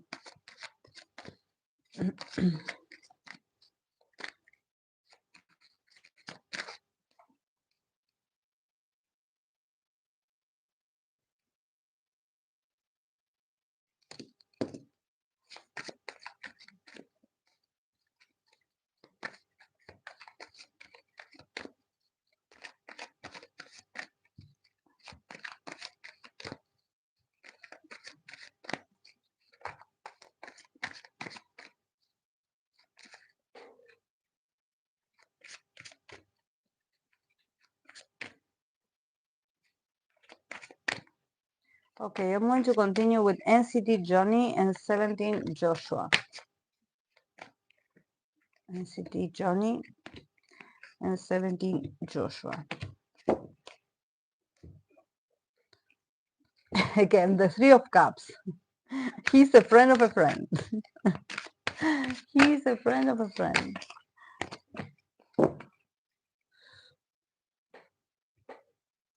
Yeah, more like, I don't know if they are really friends. Like, there's something with the kind of discovery that is like, oh, I discover you there. When I went to do this, or when I went to this place, or when I went to do this activity, or I wanted to, I don't know, get this done, you were there. So there's something about them discovering each other. But yeah, from Johnny's perspective, we have the Eight of Swords and the Three of Cups. So there's something about like, yeah, I know you, um, but yeah, it was a very awkward interaction. From Johnny's side, it's like, I couldn't really say much, or I didn't express myself, or I wasn't in the mood for talking or bonding, or just, so yeah, I just know that I saw you and another person. But yeah, I probably they hang out. They were in the same party or in the same place, having fun. But the Eight of Swords is like him being very limited mentally. Like, I actually have had other things in my mind. When I met you, yeah, I had a good time, but I wasn't that present. But I did move, and I did, if they did dance or if they did enjoy themselves, he did all the movements, he did all the all the mimics, but oh yeah, I'm having fun, yes, yes. But inside he was like this. so so yeah, yeah, for Johnny. But yeah, we have the knight, the King of Cups, and we have the Page of Swords. So I see that, yeah, from Joshua, I think that Joshua is a very sweet guy, and also the card of discovery, the red chakra, the root chakra. Um, I think that probably from Joshua there's like um very nice memory. I think that Joshua is very friendly. He's a very friendly person, or he's very nice, or he's very, he's a very soft spoken, or he's just very empathic, or he's very understanding. So there's something about him, maybe, talking to Johnny a bit, starting the conversation. Maybe he did start the conversation, or he did ask Johnny a few questions like, okay, how are you? Like, just wanting to engage and connect. He probably has much more like, he's someone that he's, I don't want to say like he's nicer, but definitely, as the king of cups is letting me know that Joshua is really good with people. Like, he's really, like, he's not invasive at all. He listens to you, he's observant. He's very helpful if he can help you out with something. He's not like trying to show off, like, oh, here I come, I'm so amazing. No, no, no, he's so sweet. He's so sweet. And he probably is someone that he doesn't mind to start conversations with someone that he doesn't know. He doesn't judge. nor anything. He's like, yeah, I will talk to you and you and you and whoever wants to approach me, you know, I'm available. He's super nice, so nice. But he does have a good perception of Johnny. It's just that I see him being very gentle with Johnny, or asking him questions, or just smiling to him, you know, and being understanding, being like an older brother. I don't know why I want to say this. I don't know who is older here, but there's something about Joshua being much more emotionally intelligent, you know, and probably from the perspective of Johnny. Johnny was more like, yeah, you know, I'm in a group of people, and I remember seeing you there, and yeah, there you were, but also there were other people, and he probably not been in the mood to be there, you know, to be in that crowd. So he sort of, you know, his view of Joshua is very limited. You know, it's like, you know, I don't have because and he takes it on himself. He's sort of like, yeah, I wasn't having a good time, or I wasn't doing well mentally myself. I had my worries, or I didn't feel comfortable in that place. So I know that, you know, I don't have like a fresh memory of like, or an opinion. I just know that you were with people that I like. So in consequence, I like you too. But it's not like, oh, we are besties. But Joshua does seem to like Johnny very much, very much. And probably he sends messages to Johnny. Is that possible that they are friends and they talk or they play games? I don't know, but it seems like Joshua is the one that could potentially initiate. But yeah, discovery. We have the card of, you know, the root chakra. So I think that if they see each other more often, they could discover that actually they're very similar, or they have a lot of things in common. So there's something about this card also opening, you know, the potential of them actually being really good friends, because even though there's something about them just being in different symphonies, it seems like they're not in sync. Or at least when they see each other, it seems like one is worried for some things and the other one is like not so worried, or is much more free or present in interactions. And Johnny is a bit much more, his judgment is a bit much more clouded, or he doesn't feel like he has the freedom to enjoy himself with others when he's in a public place, because maybe there's people, you know, observing him, and there's people calling him all the time, or there's people messaging him. So it feels like his interactions with other idols get interrupted because it's like, oh, you know, this person came and they said that I had to go. So, you know, they spilled the moment, or they interrupted. In the case of Joshua, Joshua, I do see him much more sociable, and also much more like enjoying more. Like, oh, I love it to be here, or I love to meet new people. Like, he's so sweet.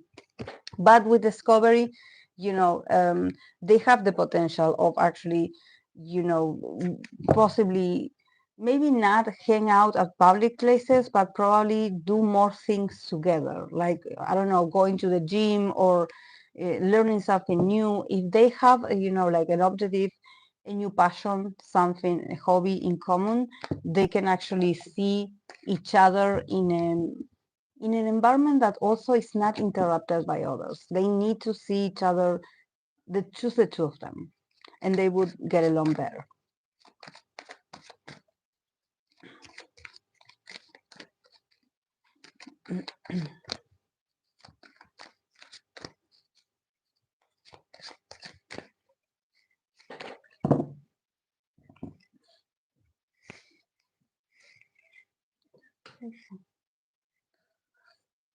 I'm melting with them.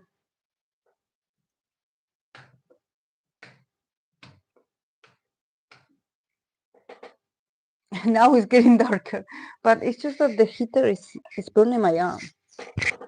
I want to turn it off. It's not keeping me warm. It's like it's like hitting. It's like hurting my arm.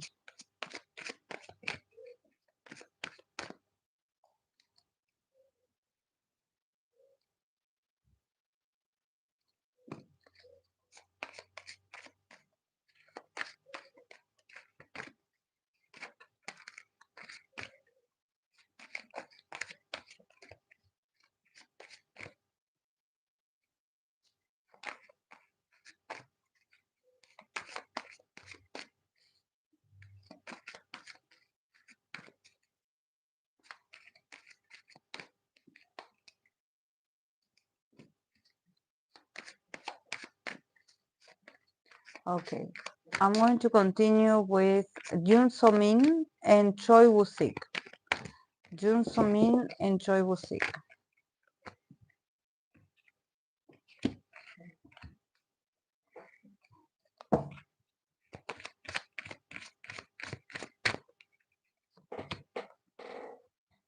Hmm, yeah, I mean, it's okay.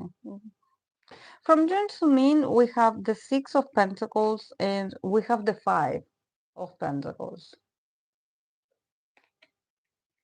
And from Choi Woo-sik, we have the Page of Cups and we have the Seven of Swords. And we have the card of passion for both of them. So they do, if they're friends or if there's a connection, they do have in common that they are very passionate about their craft, maybe about, being actors and improving themselves and learning. But why do I feel like there's something about someone stealing something from the other? So I'm like, what happened? Like, what happened? Um, because for her, from her side, we have the Six of Pentacles and we have the Five of Pentacles. So there's something with like, I started having Six Pentacles and now I'm left with Five. Um, so I don't know. Have they worked together in something in the past? Choi Woo-sik and Jun So-min. Um, I think I mean, from her perspective, it's like I don't know. There's something about her trying to be generous with him or trying to match his energy, but she feels she definitely has like there's something about her not feeling like she is at his level. Like I think that maybe if they know each other from before, there's something about her, with the Six of Pentacles. It's like, oh, we used to be equals, or we used to have this relationship of equality. But then with the Five of Pentacles, it's like, but then something happened, and I lost my confidence, or I in this connection it feels like she's not the same as him.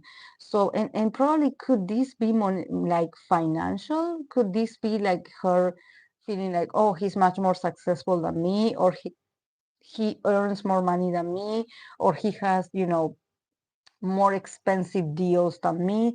Because with the Six of Pentacles, it's like, we were supposed to get the same or the same amount of resources or even money.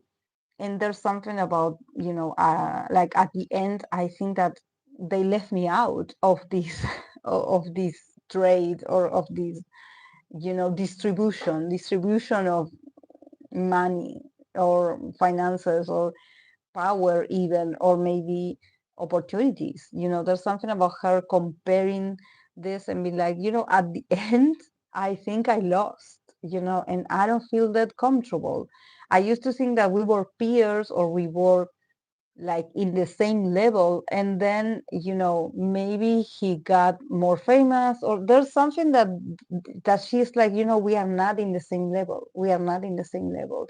We shared, maybe they do share, maybe they work together in the past, or they know people, they have people in common, but they don't run in the same circles. So she feels a bit like small next to him, or not that confident in their connection. So she's like, yeah, I wouldn't call it a friend, but we know of each other. um and from his side, yeah, we have the Page of Cups and the Seven of Swords. So there's something about him, being a gentleman, being so funny, being he's such a flirt. The Page of Cups is giving me that he's very flirtatious, he's very useful. It doesn't matter how old he is, he will always act like a teenager.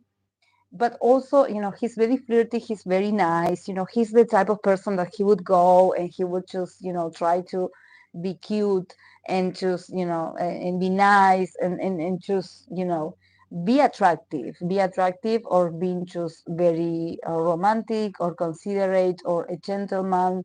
or choose, being very, trying to say nice things. But the Seven of Swords is like, that's probably not his real personality. He does it because, um, I think that there's something about his energy that is like, he doesn't stay still. If he's nice to you, he's nice to everyone. Like there's something with the Seven of Swords, like him maybe being an actor, being a good actor. Like he's so nice with everyone, from the person that cleans the set to the person that is like the CEO. He is a charm. He's very charming. He's like the type of person that is like, oh yeah, next time I will invite you to here and I will buy you dinner and we will go here and I will call you. And then he probably never will. He never will, because the Seven of Swords is like someone that is sort of taking his opportunities or his promises away with him. He's like, oh, I don't remember what I said to you that day. I say a lot of things. So he's really good with people. He knows how to make a good impression, but definitely this is not a guy that stays, at least I don't know if I don't see this as a friendship. He definitely, if he saw her or if they have like like interactions, he's super nice, like so nice, like so flirty, so cute, um, so positive and just very sweet. But he's like, yeah, I have to go. I disappear and I don't remember what I did or said. So yeah, bye. Um, so yeah, but they both have in common that they have the passion for acting. So probably this means that maybe it's not so much. I don't. I think that for her definitely there's something about money or earnings. There's something that she's like, oh, I don't make as much money or earnings as him. So there's some inferiority here in comparison, but definitely because he's so good with people, or maybe he's so influential that he has everyone like under his spell. He's a very charming person. He knows people and he moves around in different circles. So for her, probably she's much more stable. She probably has been working under the same company for a lot of years, or had been having the same friends for a lot of years. For her, it's more like, and she also have her challenges. I don't know if she lost money at some point or if she lost something. So there's disadvantages in realities. But what they both have in common is the passion for what they do. So if they worked together in the past, yeah, I don't see a friendship, but with the kind of passion, there could be a new project on the way. Because there's something about, like, when it comes to passion, both of them are equals. So that don't surprise you if you see them working again together.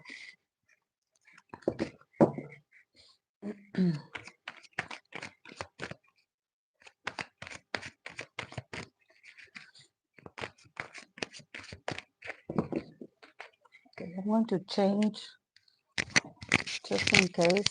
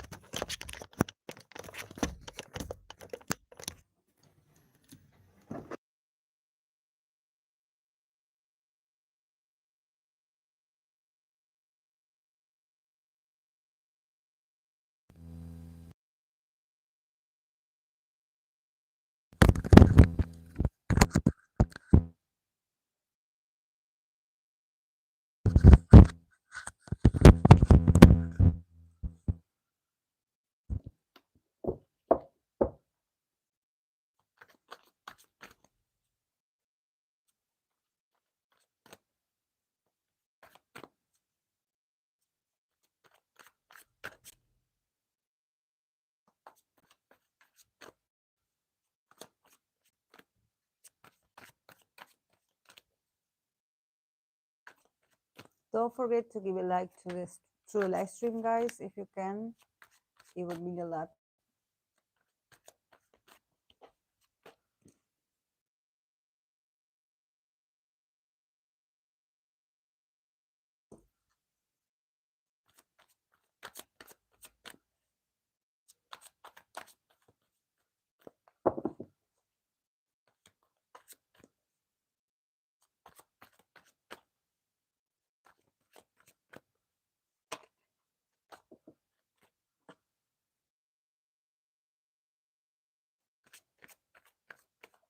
Okay, I'm going to continue with Jungwon of Enhypen and Taehyun of TXT. Jungwon and Terry. Jungwon and Terry. Jungwon, Terry.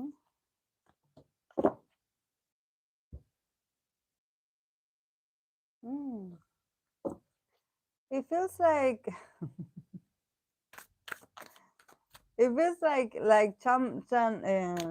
Changbin and Wooyoung all over again.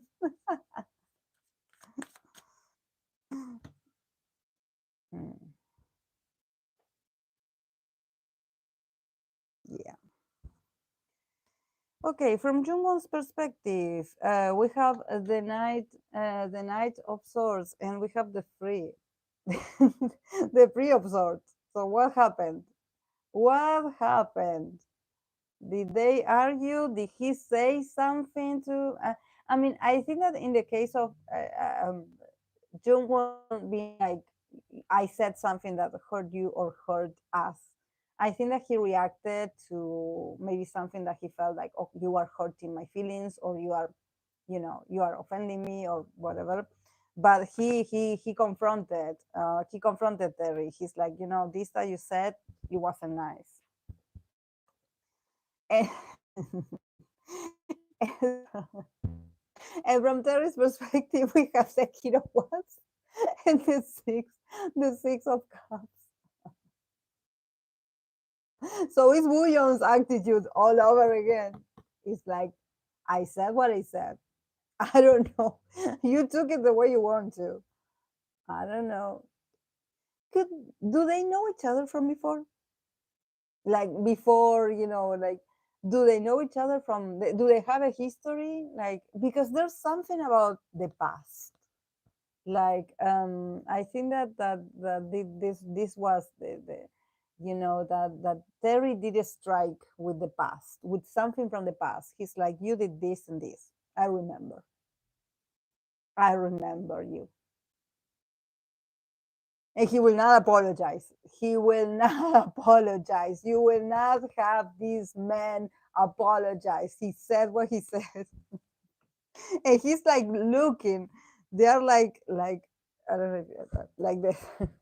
They are like, where are you going? Do you have something to tell me?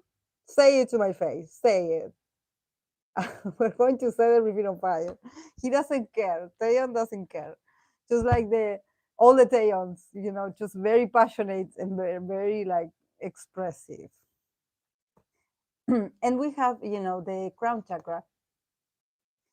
Um, and here it says destiny or faith, destiny. So I think that is very interesting. This is why I was like, do they have history together?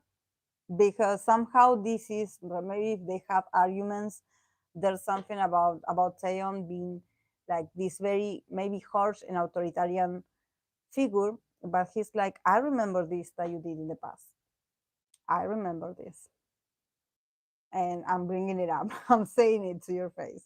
But also, it's very interesting because with the crown chakra, there's something about, with the card of destiny, there's something about them. I don't want to say like they are not friends. I just think that it's like they're in each other's life to learn something together, maybe to learn to be more tolerant to each other, because there's different views of what happened or what is going on. Um, I think that maybe from Jungwon's perspective is like, oh yeah, you hurt me, I'm offended, you hurt my feelings, but at the same time there's something about me, like how do you say it in English? I don't know if you say it literally like this, but I'm going to say it literally with the broken English that I know. In Spanish we do say it like this. I don't know if you say it like this, but it's like the person that throws the stone and hides the hand. I don't know if you guys have another way of expressing this old saying, but there's something about him throwing the stone and hiding the hand, like, oh yeah, I you know, like he doesn't confront you. He just said, or maybe if he gets offended, he's like he will not directly tell um, Taehyun, like, "Oh, I'm offended. Like you really hurt my feelings." No, he probably will tell others. You know, there's something about like, "Oh, you are really fast to spread the rumors, or you are really fast to say things that you want to these things to be out there, but you don't want to face me. Like you don't confront me." And Terry is much more like, come here, let's talk, let's talk, because you know, let's fix this, let's fix this, you know, let's not. But also the card of destiny, you know, it's like they have they probably have like a history of, I don't believe in past lives. It's not that I don't believe in past lives, I don't read for past lives. I know that there was someone that asked me in the comment section if I it doesn't matter what I believe in, I'm just a tarot reader, but I don't read past lives or idols, no other people. I did read for people that I do care about a lot because they had requested me these readings personally. So for them, I do it. I do the exception. But I in my practice, especially for idols, I think that they have enough. We all have enough with the actual life that we have today, more than you know to go to the past. I mean, like, oh, because they knew each other and they have something pendant. It's like, let's focus on the present. But you know, since this is the crown chakra, that is, you know, is very important, is very spiritual as well, and it sort of comes from within.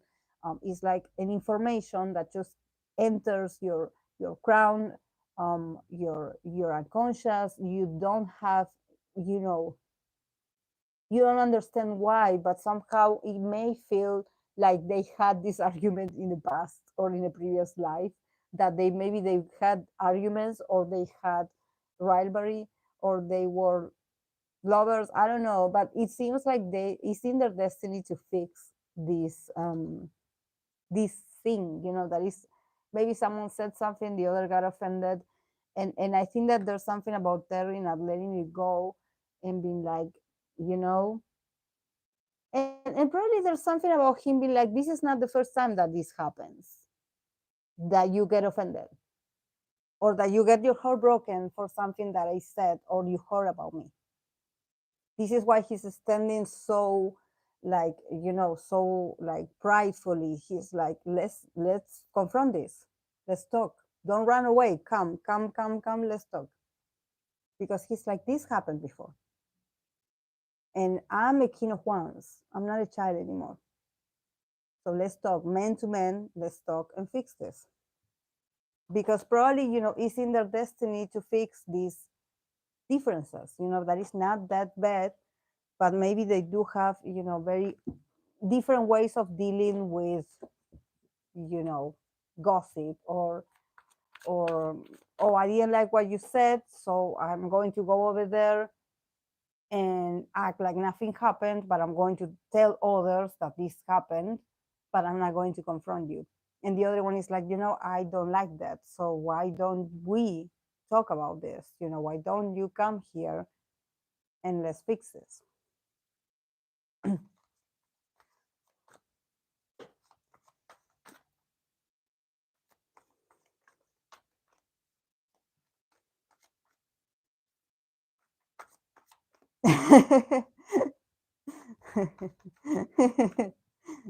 There is talk or there is like no BS. He's like, come here. um, it's just that Jungwon acts fast. He's so fast. He's so fast to deliver this. He thought that you know, that the message got carried away elsewhere. No, it got to Terry's ears.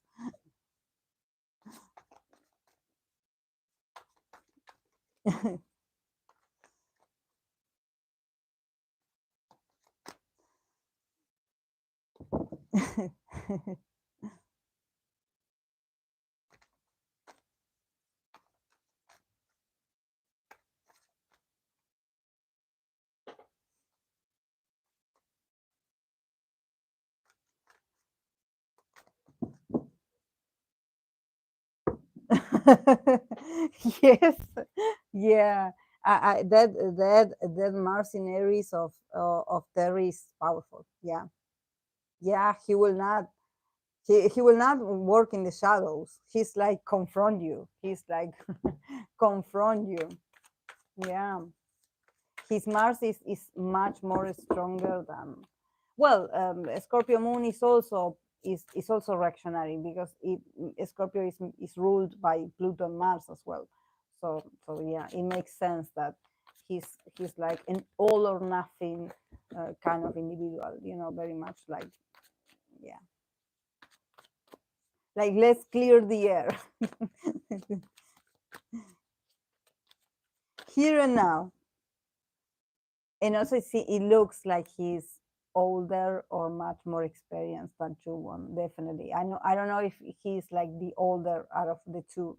I think that he is, but there's something with the King of Wands that also he has experienced this before. So he's like, every time something like this happens, I know what to do. And also he's very territorial in this sense. He's like very, I don't want to say aggressive, but he's very territorial. Is like the King of Wands. It's like, do you have something to say? I will confront you right now. Like, just like that. It's not personal. It's just that I take care of things like this. I take care of, I don't let it slip. Just like, oh, let it go. It's just gossip. All gossip. He's like, no, no.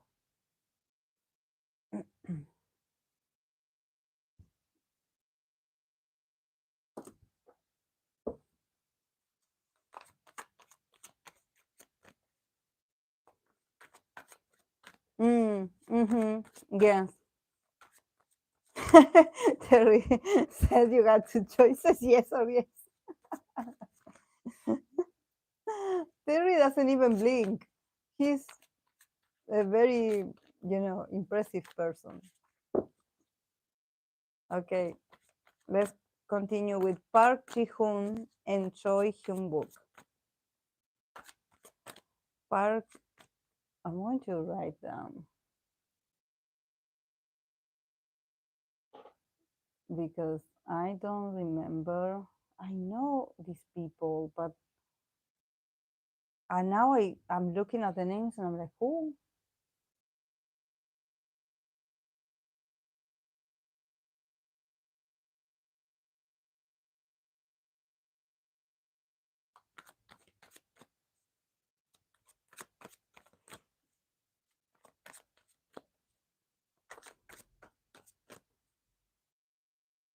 Okay. Park Ji-hoon, Choi Hyun-wook. Hmm. Another.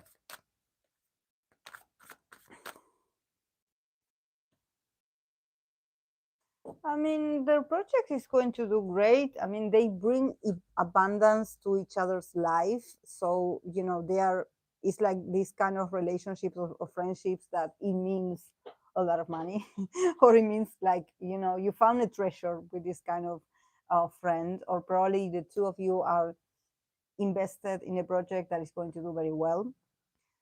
Um, very yellowish, very bright, very energetic also. I like it. But at the same time, from Park Ji-hoon, we have the Eight of Cups and the Ace of Wands. And from this guy, from Choi Hyun-wook, we have the Handman and the Moon. So another people that I think that, yeah, they are together, or they have this friendship because they make each other look good, or the project that they are having together is very successful.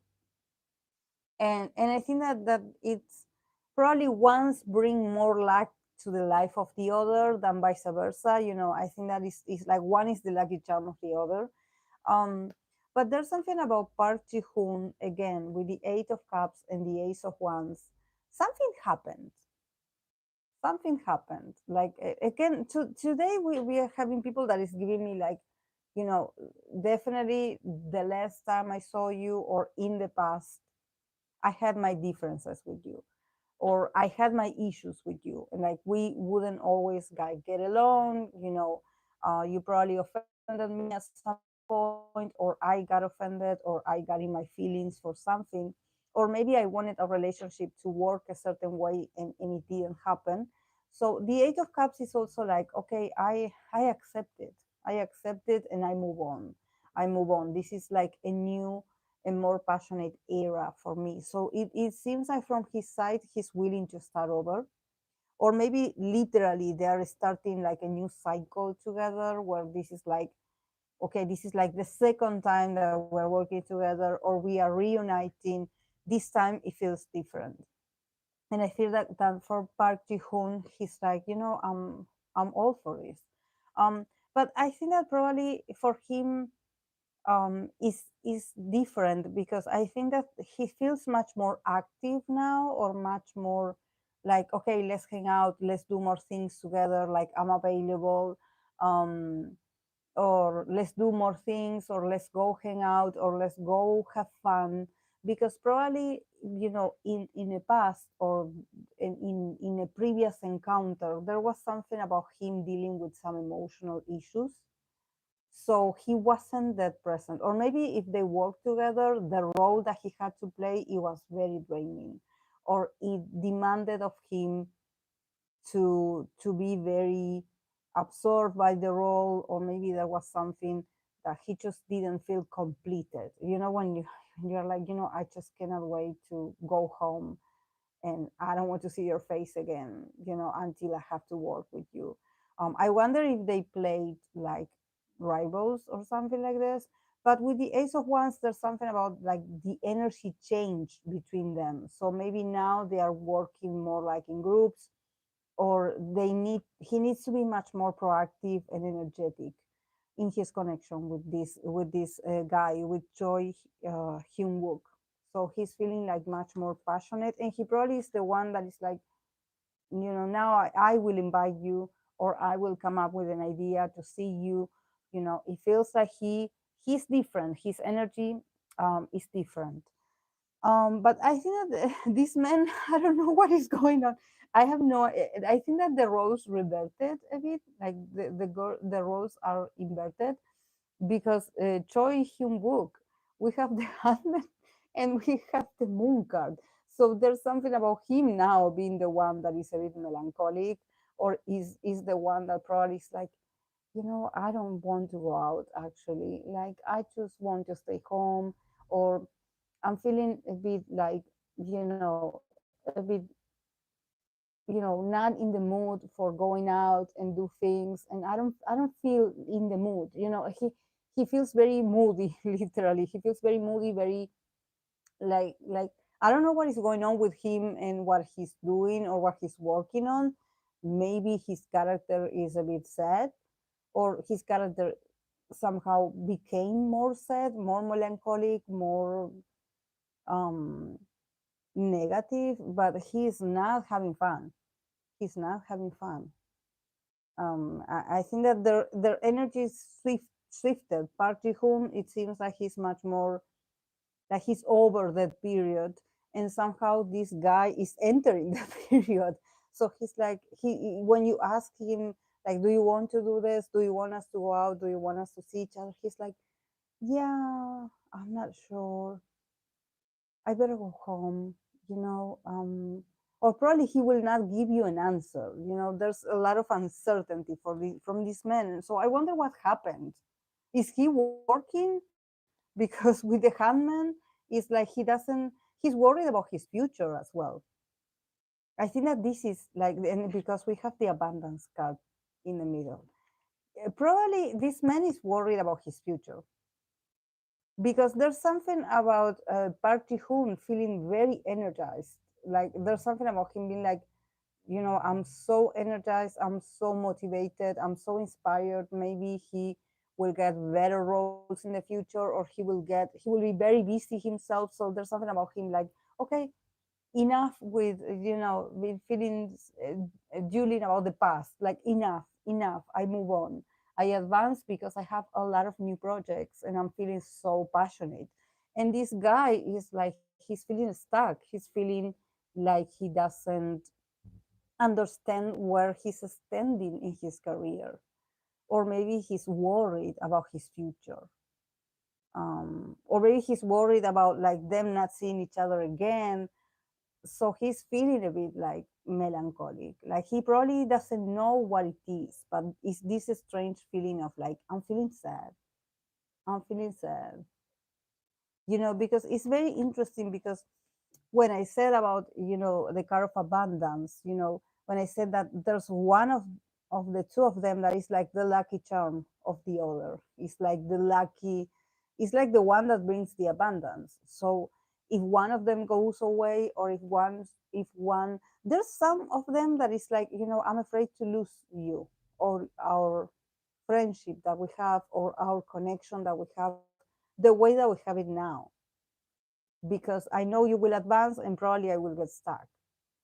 So there's something, and there's worry about money also, career and money. It's like, if you go away, what about me? But I think that they will do okay, because there's something about the other person. If the other person is much more successful or abundant, is going to share this abundance with the other. So I think that the person that is fearful, they shouldn't feel like that, because I think that the other one is very generous, and they will share what they have with them, so he shouldn't fear. But he's probably acting weird. Like there's something about maybe the other guy being like, why aren't you answering my calls, or why are you so distant? Talk to me, tell me what is going on. um,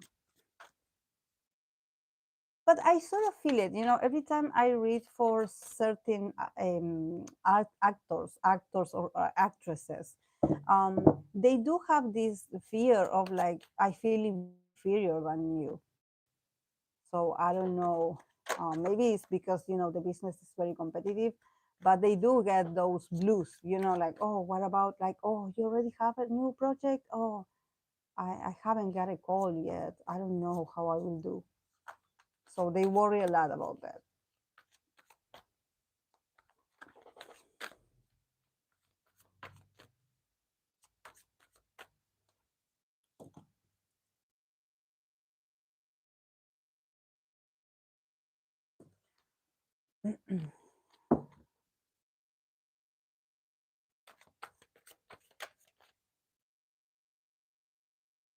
Okay. I'm going to continue with Twice Jungyeon and Monsta X Ji-hoon. Johoney. Johoney and Twice Jungyeon.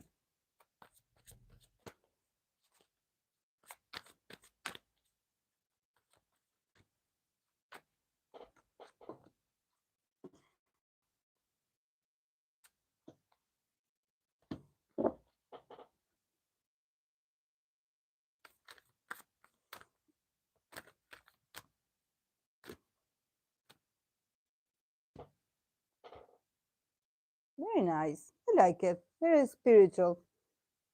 Are they both from the same church or something? It feels very spiritual. Um, this is the first connection that has like the third eye card, the violet one. Um, from Twice Johnson part, we have the Page of Swords and we have the Ace of Wands. So very communicative, very communicative. I like it. At least with him, she's very communicative with him, with Johoney. And from his part, we have the Six of Pentacles and we have the Strength card. So yeah, he also is he matches her energy. She's like, okay, do you want to talk about this? Let's talk. Um, and we have the card of faith, the third eye chakra. So yeah, this is great. I like it actually. I like it a lot. Some back. Um, Maybe they had shared like an interview or like an encounter. There's something about them just um, matching each other energy. Is like, yeah, whatever you want to say to me or ask me, do it freely. Like, because I think that this is why I'm wondering if she ever like did an interview to him or something like this, because with the Page of Swords and the Ace of Wands is giving me, her impulsiveness, to be the one that initiates the conversation. It's like, okay, I have a few questions for you, but also trying to stay, with the energy up and trying to match his energy and trying to make it fun and trying to also have some authority over, because I think that he is a man that definitely he adapts to her. Definitely he adapts to her, but there's something about her, with the Page of Swords, her feeling like an amateur in these things, maybe when she has to start the conversation or when she has to be the one that initiates, a program or whatever, she feels very nervous. So there's something about her being like, yeah, but I cannot show that I'm nervous, because he is a very reactive person. Or there's something about her being like, he's so passionate or he has such a high energy, so I also have to, be the one that has this this strong desire to initiate this conversation or to say something intelligent or to be entertaining or to be even a bit provocative, but it's like instead of her being like sweet or just nice and ladylike, there's something about her being like, no, no, no, with him I have to take over the role, the conversation, and match his energy, be ready to accept. Maybe he's a bowl full of energy, because she's like, I have to match this. I cannot look weak in front of him, because it seems like he has like a lot of, you know, he's very unexpected. So you have to be like the goalkeeper. You have to be like this, just in case, to catch whatever he throws at you. You catch it just in case.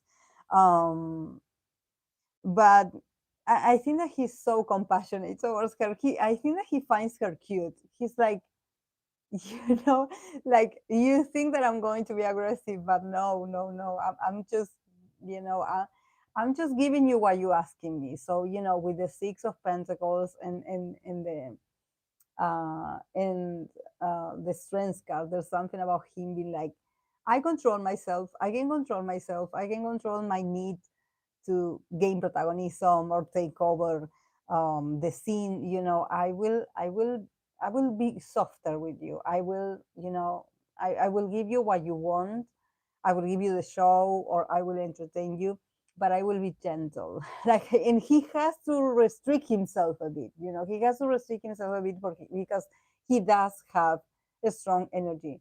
He's giving me Leo energy. Like, I know he's not a Leo, but he's giving me like, when he gets excited talking about something that he loves or a passion of his, he gets very like he gets in his character.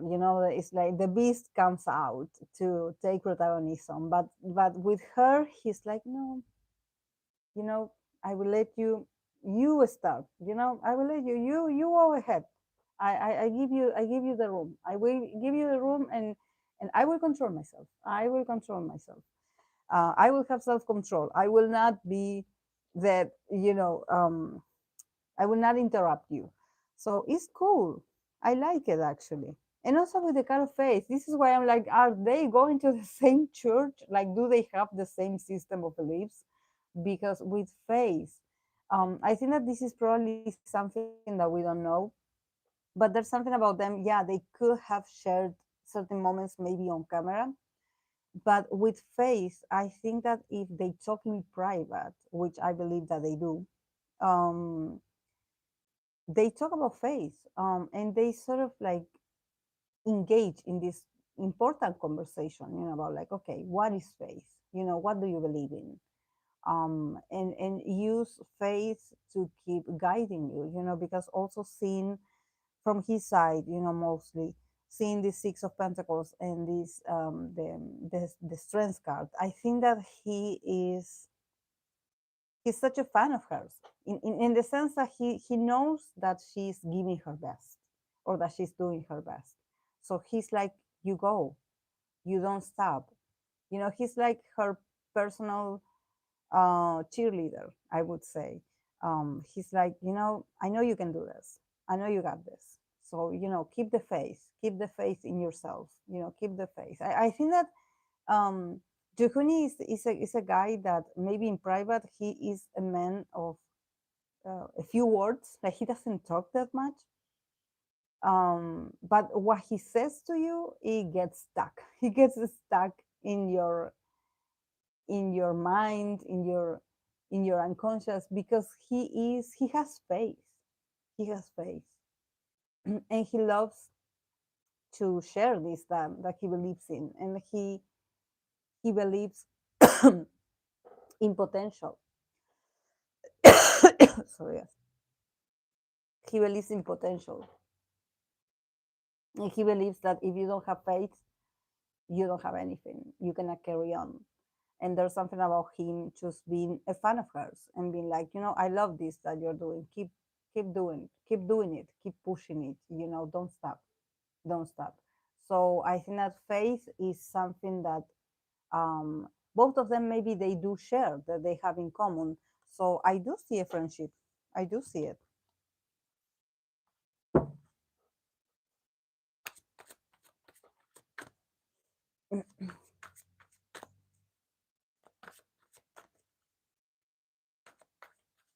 I like it. I kind of like them together. I don't know why. I saw this dynamic of his, you know, sort of restricting himself or his energy and be like, no, you go first. You know, like a gentleman. So I'm like, oh, that's cute what you're doing for her. That's really cute. That's really cute. Of course, her coming out as the Page of Swords. She she's very sharp. Also, she's like, you know, um, she doesn't want to look. She doesn't want to show vulnerability. She's like, no, no, no, I got this. I can start this. I know, I got this. Um, she's like, I got this. I on my own. I can do this.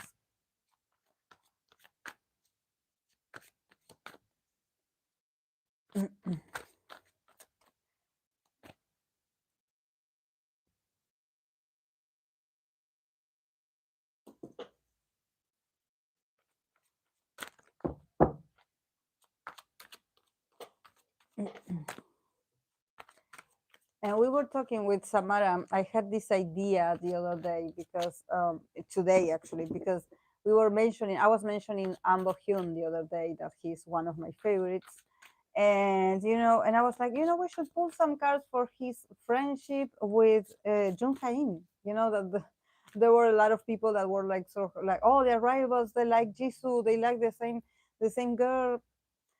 So let's see about their friendship. Let's see. We know that they're colleagues, so let's see if there's a friendship.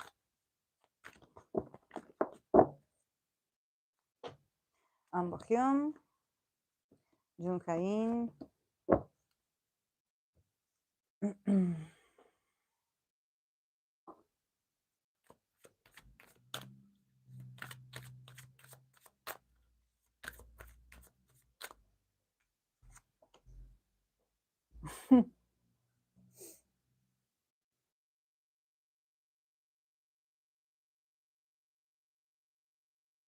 Sorry guys that I'm scratching. It's just that the heat that and that it was, you know, it was facing all my arm. I got my skin itchy. From An Bo-hyun, we have the Six of Cups and we have the Seven of Wands. A bit of defensiveness. And from the part of Jung Hae-in, we have the Queen of Cups and we have the Knight of Swords. And oh my, and like their friendship, we have the card of forgiveness. Forgiveness. So see, the card is saying like, you guys forgive each other, forgive each other. And it's the third eye chakra, the card of the third eye chakra.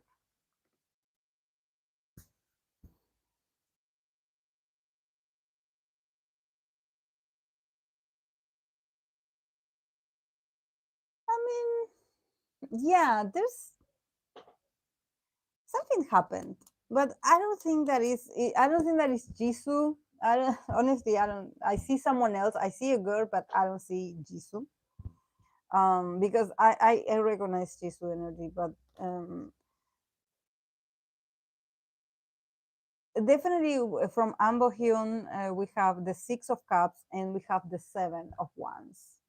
So something from the past, something that happened in the past, like it sort of made him being a bit alert to Chung Hain, you know. So, I mean here, like I'm like, why would he be on you know on the defense? But definitely something happened in his friendship with Jung Hain. Something happened. At least he's like, these of the past made me be much more on the defensive about him. Um, so yeah, and from Jung Hain we have the King of Cups, the Queen of Cups, and we have the Knight of Swords.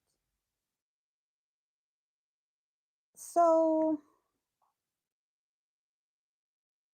I think that there's a girl that on Jung Hain's side, that I don't know if this girl was like, this happened to me, or Ambo Hyun said this, or because they're looking at him, they're like all to his side, and the and Jung Hain is more like, also not attacking, but he's like maybe sending a message, and he's like, okay, what's going on? This person, maybe they have someone in common. This Queen of Cups, that was like, oh, he said this to me, and I don't know, it hurt my feelings, or he did this to me, and I don't like it. And I see Jung Hain defending this person, or maybe reacting and being like, saying something to Ambo Hyun. There seems to be something. Something happened. It's not that um it's not that tragic. It's not like, oh, like people usually think, no, they are like fighting for the same woman. I don't see it like this, but I think that there's one that is like attacking because a woman said something like, oh, he did this to me, or he said this to me. So, and also the Queen of Cups is giving me someone that is so sensitive. And with this, I don't want to say like, oh, being sensitive is wrong. Definitely not. But there's a lot of sensitivity in this girl, in this woman. um and I wonder if this woman also, I don't know why I feel like this woman could be older than them, not a girl or a woman of their age, because it's giving me like mother vibes, like you insulted my mother. Something like this. It could be because I see that for Jung Hain to react, it's like he comes with this girl, with this woman, and the woman comes first and then he comes. So it's like she sent him. She's like, she said something to him, and he in consequences says something to Ambo Hyun. So I wonder if this is like an actress or someone that they have in common, that is giving me older vibes. It's giving me like this is like an older woman, but that Jung Hain admires, or maybe he loves so much, that he's like, oh, it's like he doesn't even ask twice. He's already going to say something to him, like, oh, I heard that you said this. Like, why did you say this? Like, like going to attack. Like, I heard that this person said this to me, so I'm confronting you. Um, and this is why Amo Hyun is also defending himself. He's like, this didn't happen the way you think. It didn't happen like that. So, but well, we have the card of forgiveness in here. So yeah, they should forgive each other at some point.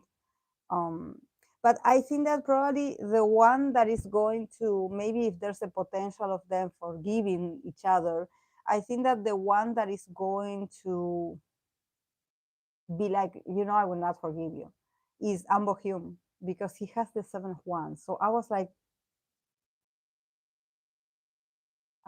why are you like, he's like, this, it's like, he's like, this made me realize this, him attacking me for this, it reminded me of other things, that other issues that we had in the past. So somehow he's like, being like, oh, so we were never friends, or you never really liked me, or you were waiting for an opportunity to attack me, because this, I'm telling you that I'm trying to defend myself, like this is not what happened. But you blindly believe this person, like he comes with this woman. So, and he's like, that's not what happened. But he's also thinking about past situations with Jungyeon. He's like, this is not the first time that I have this uncomfortable situation with you.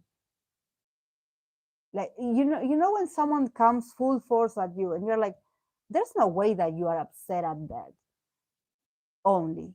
That must be that you actually never liked me, and you were waiting for someone to whisper something in your ear, and you would attack me, something like this. But he's like, I don't know if I will forgive you.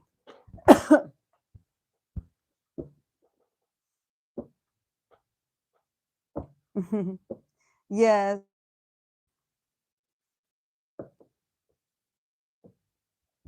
No, it's not Jisoo. If I say that it's not Jisoo, it's because I want to say that it's not her. If it was her, I would be like, yeah, it is, or it could be. If I specify that it's not, it's because I think, I feel, and I predict that it's not, that is someone else. Otherwise, I wouldn't be clarifying it. I would be like, oh, there's a woman. Yeah, I think that is a mom. I think that is a mom, because I'm like, why is he so attached to this woman? um,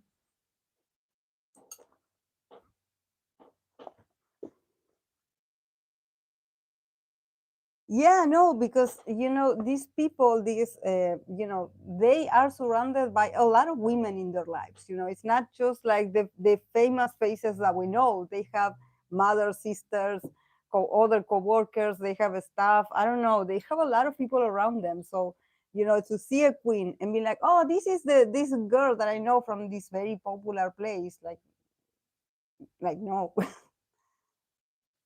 Also, I don't see Jisoo like the Queen of Cups. No. It's giving me like older, older, older.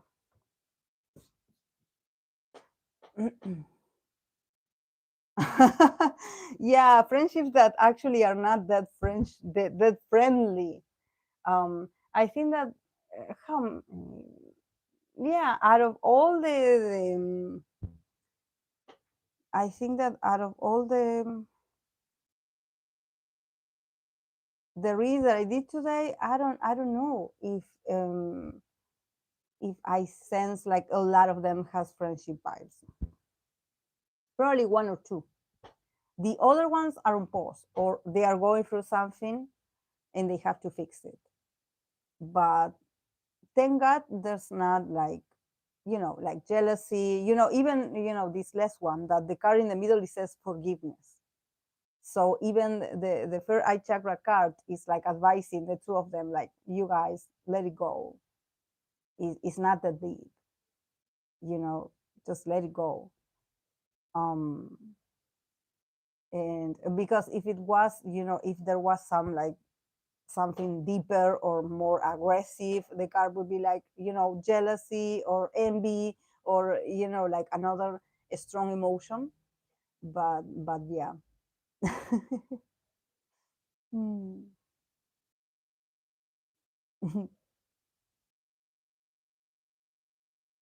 Ah,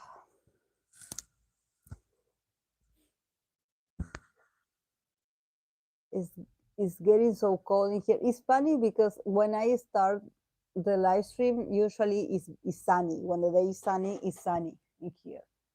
Um, but now it's getting colder, and it's almost 6. It's almost 5 here, 5 p.m.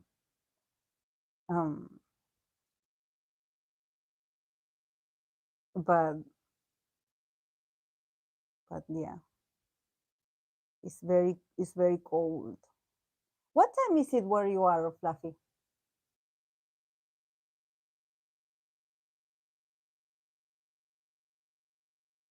Almost 2. Mm, yeah, 3 hours. Yeah,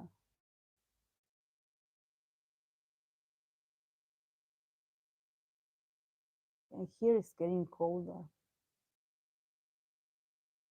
the days. But the heater that I did have with me, it was burning. Like I have to place it somewhere else, like more on the other side, because it was sort of burning my arm. I was like feeling the heat in here, and not anywhere else.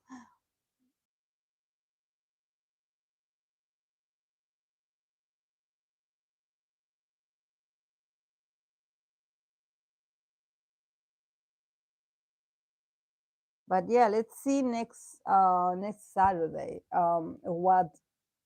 what series we can do, because I think that I read for all the Geminis. I read for all the Geminis. I think that in the 2 parts that I did, I read for all the Geminis. So yeah, let's see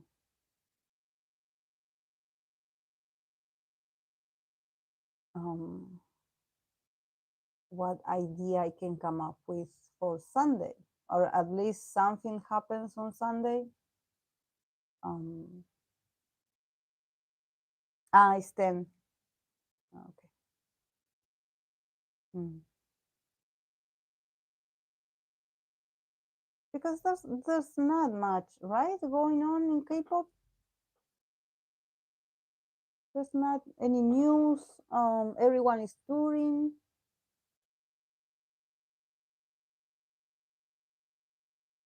Did you? I don't know if Samara is around, but Samara, did you watch the reading that I did for Banchan and JYP, and Banchan and Stace? I was like, is Samara in the shadows? I was, are you watching? Are you watching but not commenting?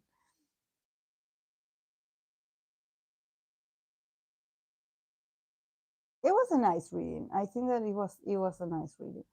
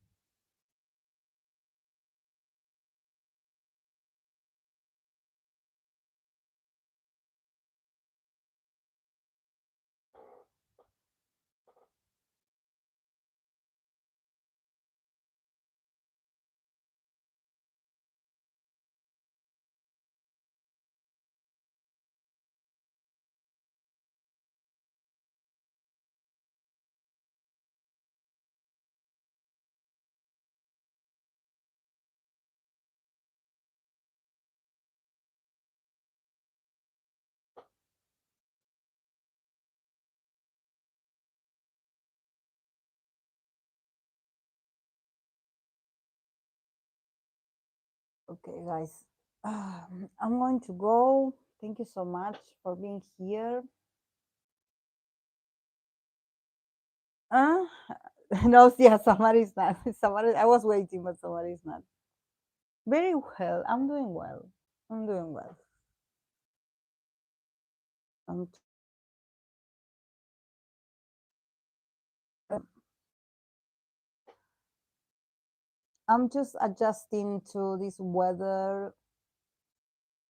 I have work at schools. We are still supervising a few teenagers, like a class. Um, I do have to see certain students, and you know, and just follow them, like follow, sort of like having like sessions with them. Um, each one of them have their folders, their um, so I have to follow their processes, especially with bullying. With bullying, it's heavy. It's heavy. It's heavy to also understand what they're going through. It's not as easy as people think, because their whole life is on social media.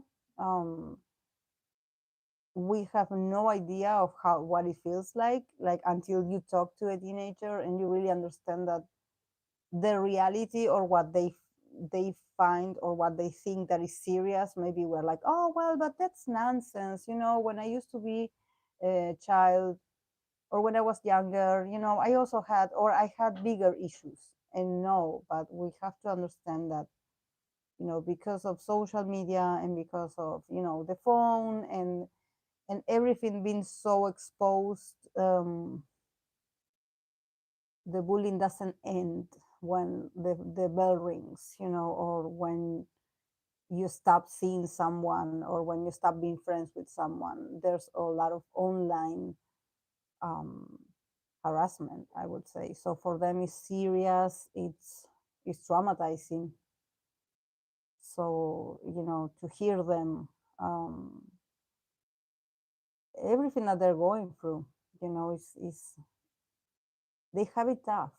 Sometimes we don't acknowledge, or we don't realize how hard these new generations have it. It's just that we think that, oh no, I had it tougher, but it's not a competition. It's just that it's different. It's different. They don't have yet the tools that we have, or they don't know the things that we have. The things that we know with age, they don't know it. Um, so it's tough to be um, to be them. It's tough.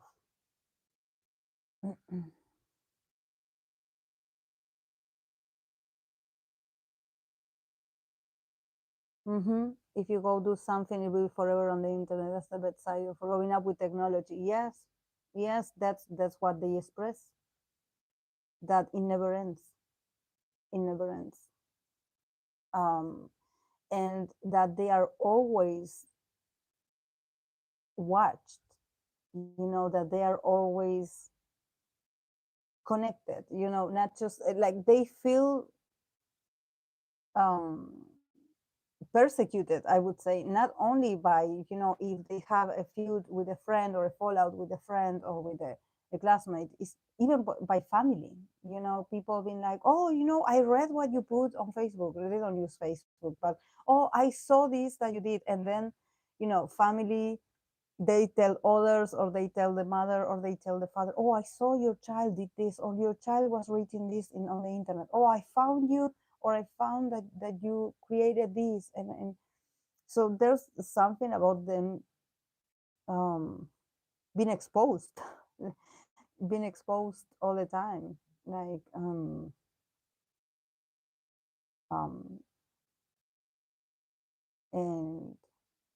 and actually very lonely, because there's a lot of children that, well, because of the situation, how things are going, the parents, they have to work, the both of them, because otherwise, the economy will not sustain itself. You have to work, everyone in the house. They have to have a job, um, so sometimes the parents are not at home. So sometimes the child just, comes back from school and they are just there with the phone, with the technology. Um, and and there's the loneliness.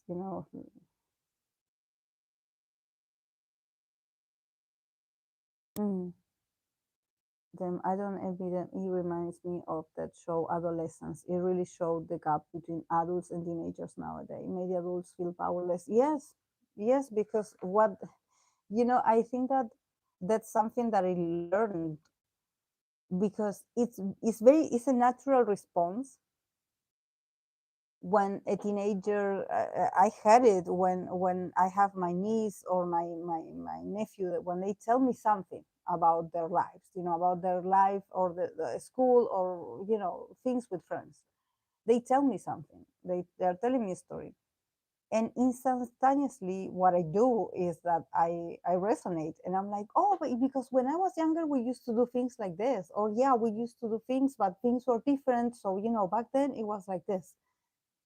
And they look at you like, ah, yeah, but it's not the same. you, like there's this feeling of like, sometimes we want to relate so much to the adolescent or the teenager, that we want to, have this middle ground of like, oh yeah, I know what you mean, yeah, I went through the same. No, you didn't. It's not the same. It's not the same. Teenage years are very complex, are so awkward. Like, for me, I don't see it like awkward, but yeah, my relationship with my dad, I was so angry at my parents, like, I don't know why, because they were giving me everything that they could. I wasn't, needing anything, but I just felt misunderstood all the time. I felt like they didn't get me, and I was angry. I was resented. I don't know. So I think that that's part of being a teenager. Maybe that's one of the parts, of being angry, frustrated. Mm.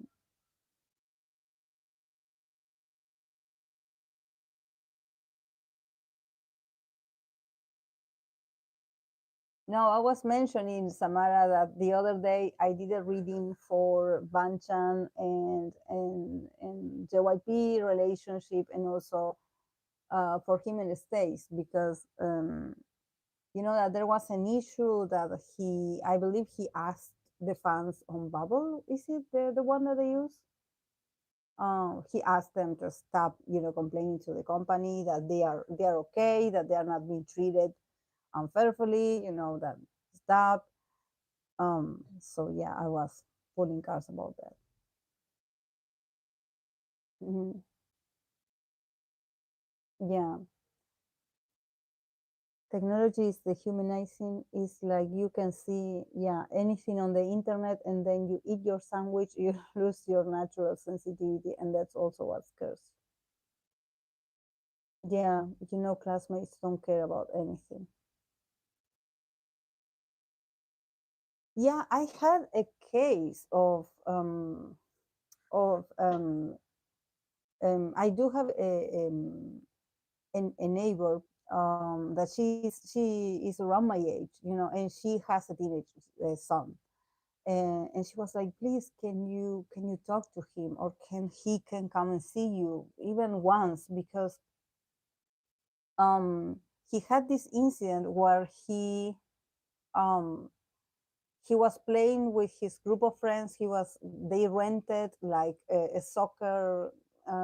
There's like these soccer rooms, these soccer fields that you can rent for an hour, so you can play. You arrange the players, or with your group, and you decide, like, okay, we are going to rent for an hour and we're going to play. Well, he used to have that with his the people from the school, and then there came one of them, they refuse to pay their part. They are like, oh no, we thought that this was free, that you were going to pay for it. And he was like, no, because we all put a bit of money. They're all teenagers, of course. And also this person, they brought a friend, an older guy from another neighborhood, that they didn't know this guy, but they were like, okay, if you invited him, we will play. The more, the better. um and they were like, oh, but you are like this. And they started insulting him, and they started insulting him, and they started to pick a fight with him. They started fighting. The thing is that the other guy was filming everything, while the this guy was insulting him, like, oh, you're a chicken, or how guys are. And they were filming this, and well, then they got separated by the other guys. And also this guy is a very tall kid. He's a very tall, um, 15-year-old kid. But he's a Pisces, imagine. He's so peaceful. He's such a peaceful guy, but he's a tall guy for his age. He's a tall, tall boy. um and and well, but he was so frustrated because the others were coming at him. They were offending him and pushing him, provoking him. And then that video, they I believe they posted on Twitter, and they tagged everyone in his school, and they were making fun of him, and people were making videos of this.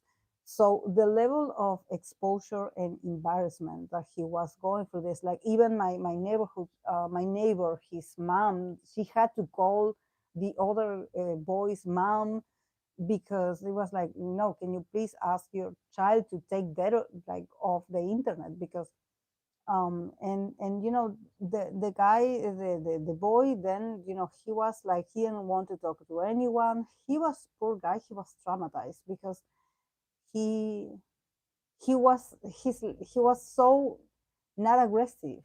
When someone is not aggressive, it's just that you are pushed by the circumstances. um and also that someone is filming you. It's like they are pushing you, they are provoking you, so you can react, so they can record you and be like, oh, look at him, look how he's fighting the others. And always, usually, sometimes, when the kid or the boy looks taller or is like more built in body, they usually think like, oh, because he's taller or he's like the tallest, he is the aggressive one. And actually, like, the the short people are the meanest for me, like the more mean, um than the tallest, actually. But yeah, like, poor guy, I had to, he was crying, poor boy. Like, I really felt so sorry for him. And then I was like, you have to take him to, I talked to him and everything, but I was like, you have to take him to a psychologist, because that he has another issues, like, and I think that, yeah, he was so shocked, because he was like, I had to respond because they were attacking me, they were pushing me. And he never fought before. So that's something like, his first experience with violence. And he's like, I don't know how to fight. And also, he was so self-aware. He was like, I know I'm taller than them, so if I hit them, what if I hit them in the wrong place, and I hurt someone? A poor guy. Like, he's a tall boy, but he's a teddy bear. He's the sweetest guy. So yeah, it's tough. It's tough.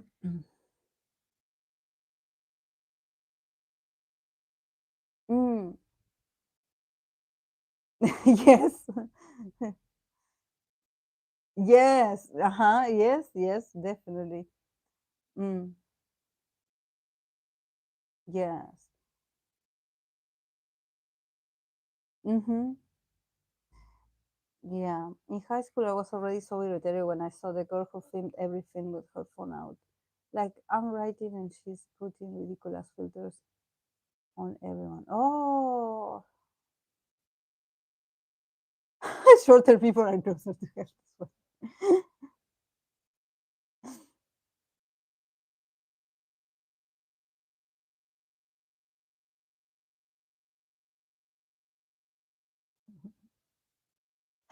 Yes. My exes used to call me Chihuahua because I was shorter. I was so short in comparison to them, and I was so aggressive. So so they used to call me Chihuahua. That I had Chihuahua complex. That I thought that I was like so mean, so loud, and I was so tiny. Mm. Oh. We are like Chihuahuas. Mm. But yeah. Chihuahuas is not- yeah.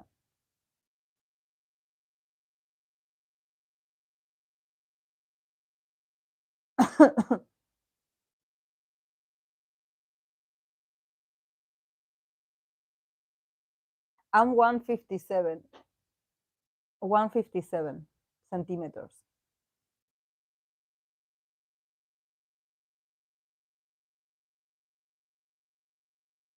I'm like Akira.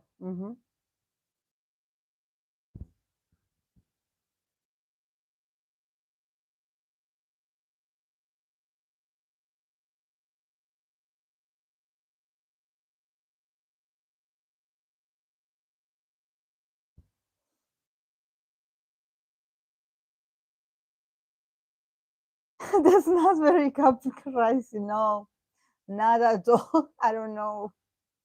I got lost in the distribution. I'm so short.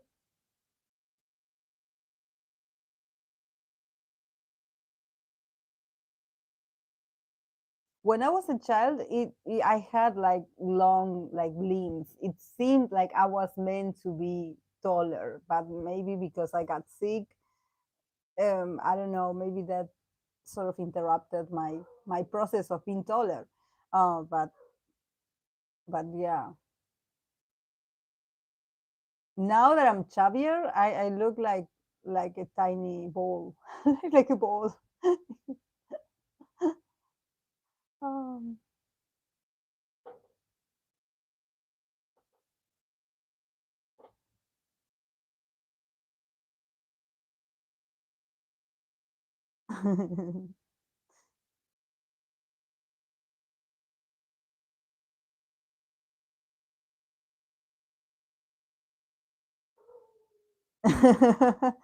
On top of that, people from Chihuahua are tall. Oh, really? Oh, yes. They are tall. It's everywhere. I do have to take care of myself, Samara, because winter is coming, and in here when winter is coming, what happens. You you wear like looser clothes, and you tend to like, oh, I want to eat pasta, or I want to cook, and you're thinking about eating all the time. And in here we have a lot of pastries. Um, in um, in Spanish, here in Argentina, we have a meme that is called that is like we call it pensamientos panaderos. That is like thinking of like thoughts of like every time the temperature lowers a bit, you start having thoughts of pastry. That you want to eat sweets, or that you want to eat, but it's mostly pastry. We love anything done with bread, with sweet things, yeah, but all pastry. Baguettes and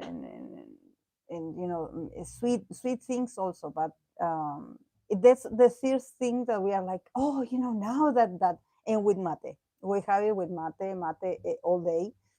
um, but we are always thinking about like, okay, how can we accompany the mate cannot be drunk alone. We have to have something sweet. So yeah, I have to watch. Winter is coming.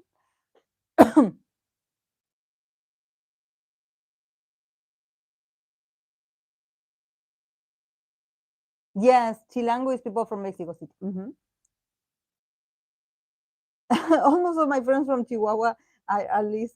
Yeah, I don't know why. Like I learned from my friend that Chihuahua is a place, but I always associate it with the dog.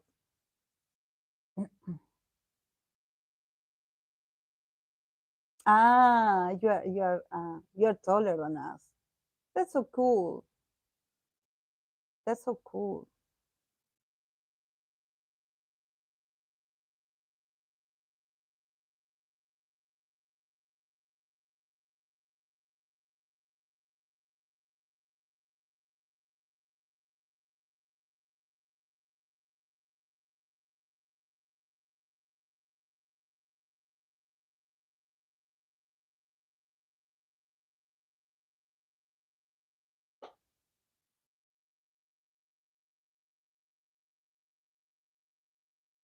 And also, that I, I'm keeping the tradition of seeing or you know having an attraction for tall guys because the guy that I'm seeing, his height is 190, 190, 190 centimeters. So he's pretty tall, pretty tall.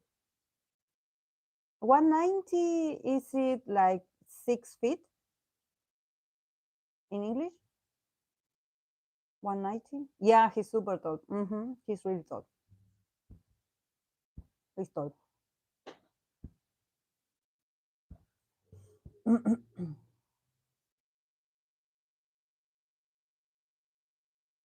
Mm. I don't know. I don't. I swear I don't. I know there's women that they love tall men. I know this. Like I think that I remember I used to have conversation with my former sister-in-law because his brother that I was dating, his height was 194. His height was 194, and she was a tall woman herself because she's related. Her brothers were all tall people, so she as a woman she was tall as well. So she was like, I hate you all, you tiny things. Why? Why are like not because she wanted her brother, but she was like, why all the tiny women end up with the tall men? Like you guys should date like you guys should find men of your height and clothes. But why do you take away all the tall men? And I don't know. I think that I found it also very interesting because also in his family there were another tall people, tall guys that their spouses were also very short women. So I don't know, maybe is a thing.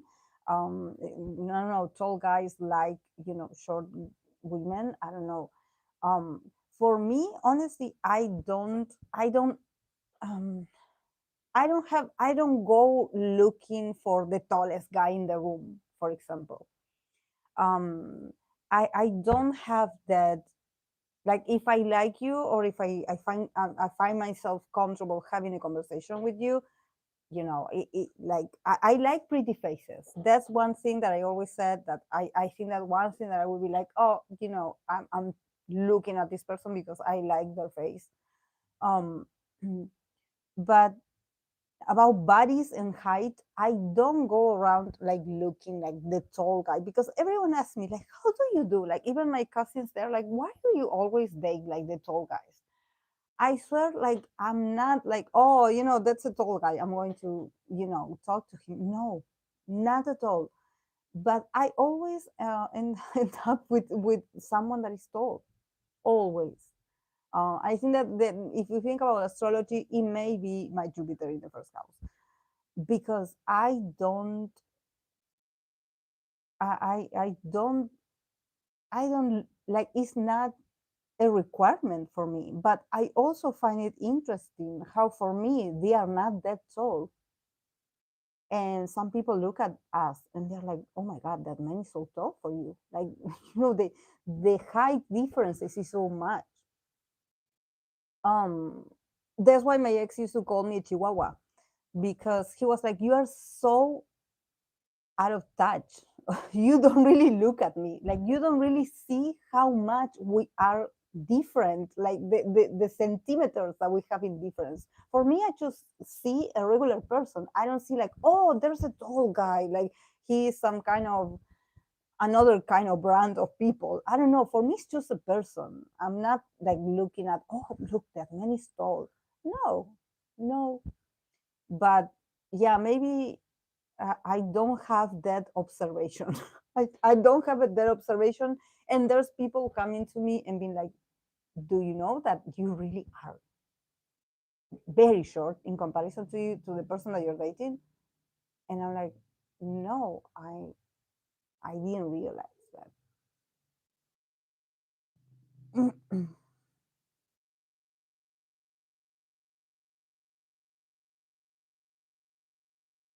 Ah, mm.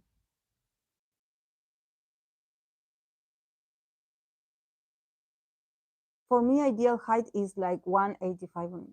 Yeah. No, I never in my toes, and I don't wear heels. Never, never. Never. I never, because they always, this is why I'm such a chihuahua. I'm such a chihuahua. Because they always would lean for me. Always. They would always lean for me.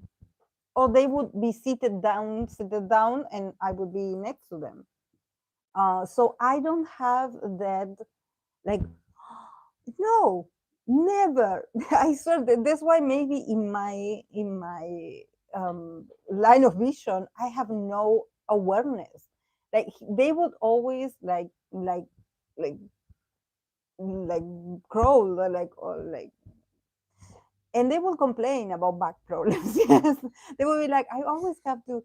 Well, but I would never like feel like I have to be close to them. No, they make all the effort. They bow to me. They make all the effort, all the physical efforts. I'm just floating in the air like the tiny chihuahua that I am, and they just you know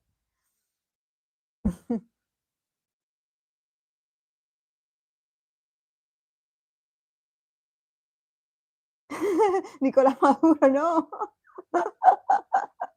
No.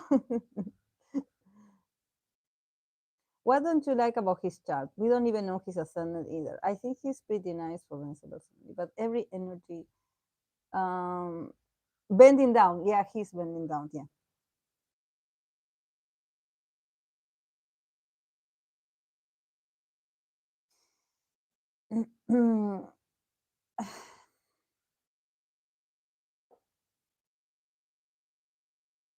um I think that there's something that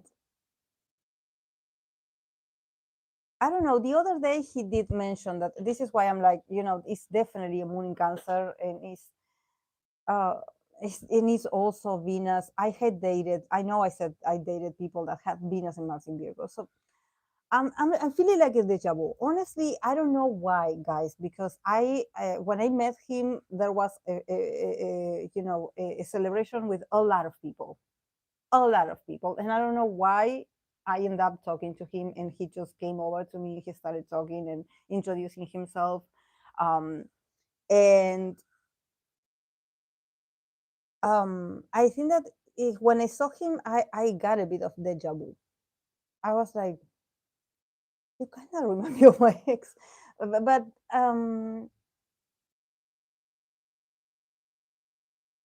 there's something about the Cancer moon men that I must say that there's something about them and how sweet they are, even though they're very tall people, and they can be have these very tall and strong bodies. So they look like children for me, like like you want to hug them, you want to. But I think that there was some opinions, there's something about what he said that I'm like, are you depressed? Like, he's a bit pessimist, you know. Also, when we were talking about past experiences and we were talking about relationships, and you know, when you are when you are like, oh yeah, you know, I used to date this person, and you know, they would request this of me, or I would be the one that would demand that our relationship should be like this and this, and he would be very dismissive, you know, of like, oh well, you know, if you have issues, you know, if my ex had issues with the way I am, you know, well, whatever. um like, I would sense that he's very emotional, but at the same time he wants to act like he's very analytical, like he doesn't use his heart, he's more of like a mind person, like a mind. And it could be, but like, he's so needy. Like, I don't know how to explain this. Probably I'm used to men. I can sense, you know, I'm a very emotional person, but I can sense that, you know, the men I meet, they always, even though they can be very, like, physically even intimidating, when I start talking to them, they're like little children. Like, I just look at them and they're like, please love me, please love me, like, can you be with me, like, can you do this with me, can I see you more, like, can I talk to you more, you know, very demanding, very demanding. And when he is with me, he is like this, you know, he's very needy, he's very like, you know, I feel this for you, and I thought about you, and this, and you know, this, this is what happens to me with you. When I'm with you, I feel like this. But when he is with others, when we are with other people, he talks as if he is like a scientist of love, and I'm listening to him, and I'm like, what are you talking about? Like, why you act like you are all like intellectual when actually you're such a baby? Like, I don't know. I'm just like, but well, that duality, that zero like responsibility, you know. It's like everyone is like annoying, but when he's needy and annoying, he doesn't acknowledge it. So I'm like, we're going to have a problem. We are going to have a problem. I can see it. I can see it. Mm, mm, yeah. Mm-hmm. Yeah, men are going to be dismissive even if they are in the need of professional help. Yeah, yeah. I'm like a Cancer moon again. I don't have like, I'm like, you know, I attract them. Um, but I don't know. There's something.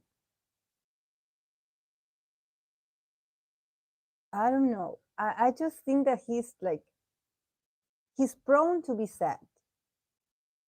He's a sad boy. He's giving me sad vibes. And I don't know if I have the patience and the ability to to be his caretaker, his emotional caretaker, just in case he gets depressed, or just in case he starts like having this philosophical, because he's very philosophical as well, you know, questions about life and about his life and about his worth. um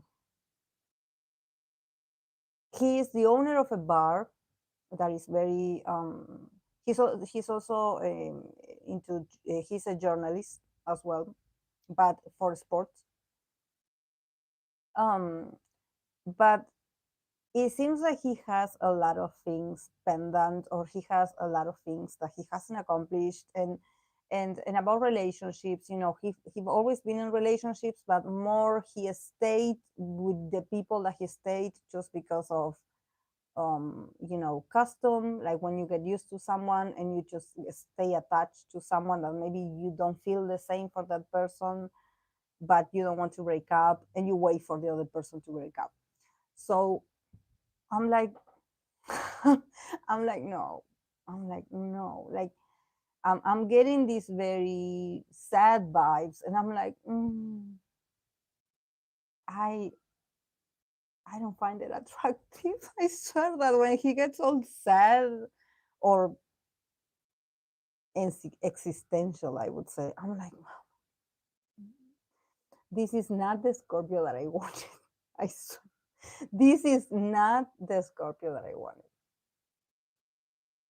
I mean, he does have that Scorpio side where he wants to fix everything with sex. Yeah, that's very Scorpio, of course. But I'm sort of seeing it coming. I'm like,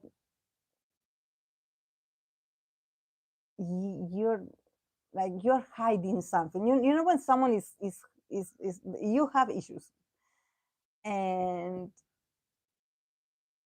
I'm not.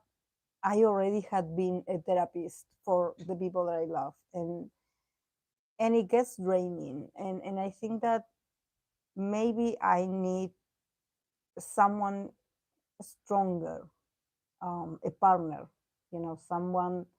I don't mean like a Superman, like, oh no, I want someone that I can admire. No, it's not like that. But I think that at this point in my life, I don't want to worry about my partner.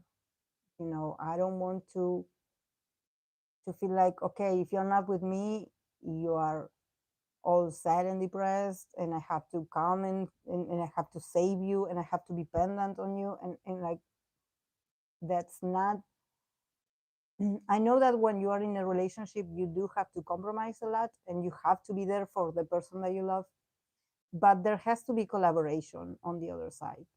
And I think that he's very much in denial, and I think that once I start feeling pity for someone, I'm like, that's over. Mm, yeah. Uh,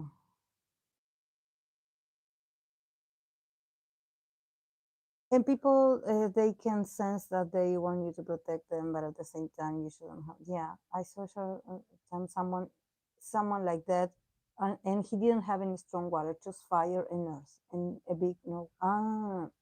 Your seven houses in Cancer in matches your other water placement. There is something there for you that is kind of destined about Cancer energy. Yeah, it boiled me to hear to hear him dismiss people's issues, especially about mental health and awareness, while he needed help really bad. I was not going to fix him. Does he want to improve his mental health, or he's more of in everything sucks and there's nothing to be done kind of? Actually, he didn't finish, but he studied to be a psychologist. He didn't finish it, but he did.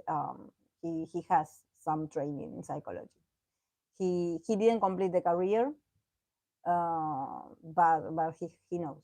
He's a very smart, and also I believe that in his family there's psychology people. There's psychologists in his family. Um, but I think that he just has this very, like, Virgo energy of like, I know it all, I see it all, I see the patterns, I see the behaviors, I know, so it's really hard to get to him when he gets like this. He has an answer for everything. He has an answer for everything. Um, so it's really tough to, because you see the fragility. You're like, you are you okay? Um, but he's so smart, how he's so intelligent, or he's so quick to react, that I'm like, okay. And even, other people around him, his family or his friends, they also like gave up on him. They're like, okay, yeah, he's like this, don't mind him. mm.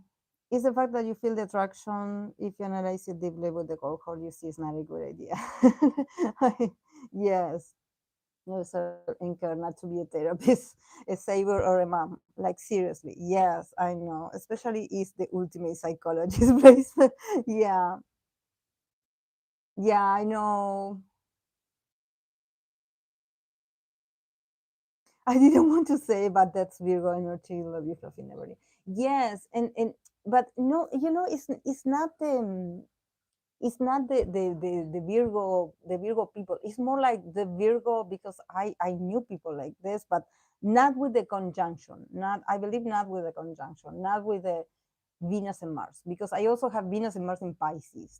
So I'm also I'm not an angel. Venus and Mars in Pisces, they also have their their things that maybe when there must be a reason why I attract these people that need to be saved.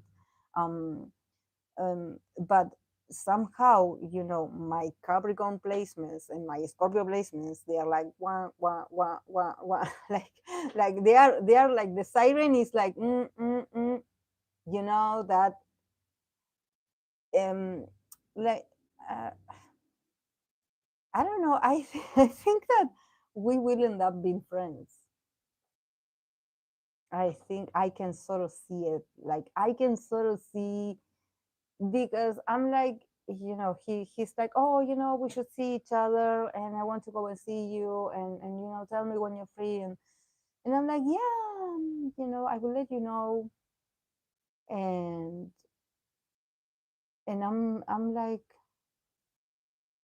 I don't know, um, he's super attractive. Like he's so my type. He's so my type, but um I think that the part where he wants to analyze every emotion or everything that happens to him or to even to other people, I'm like like it's like no, no, no, no.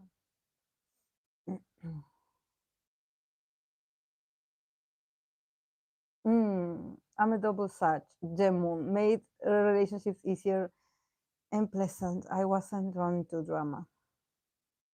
Yeah, we should all go for hope vibe. Yes, yes, yes. That's the thing that I often, this is why sometimes I love to meet and to be surrounded by fire signs because um, sometimes you know you need these people that are very straightforward, like, yeah, this works, no, this doesn't work, and that's it.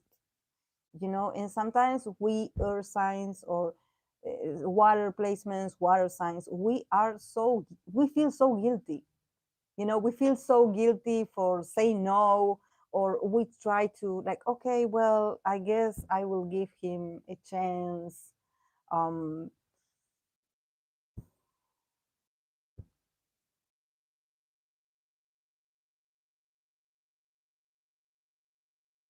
um that I don't know. I don't know. But I'm also reviewing. I'm like, why this again? Why this again? I was thinking about this. Sometimes now that we're talking about K-pop, we were like, oh, why Jennie always with the Capricorn man? It's always a Capricorn man.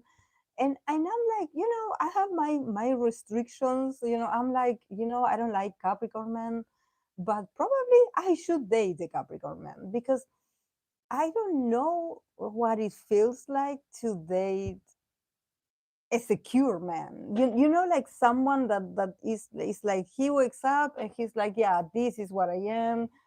Yeah, I'm not that deep, but yeah, this is what I am. This is what I like. This is what I don't like. This is what I feel for you, and that's it. Like that. I think that that yeah, like probably is that um it should be more simple. I think that um water sign men are not for me. Are not for me. I feel like my own placements feel so, like, so drowned. So like Like, I'm not that emotional. Like, I look at you and I'm like, I'm okay. I have my emotions under check. I'm okay.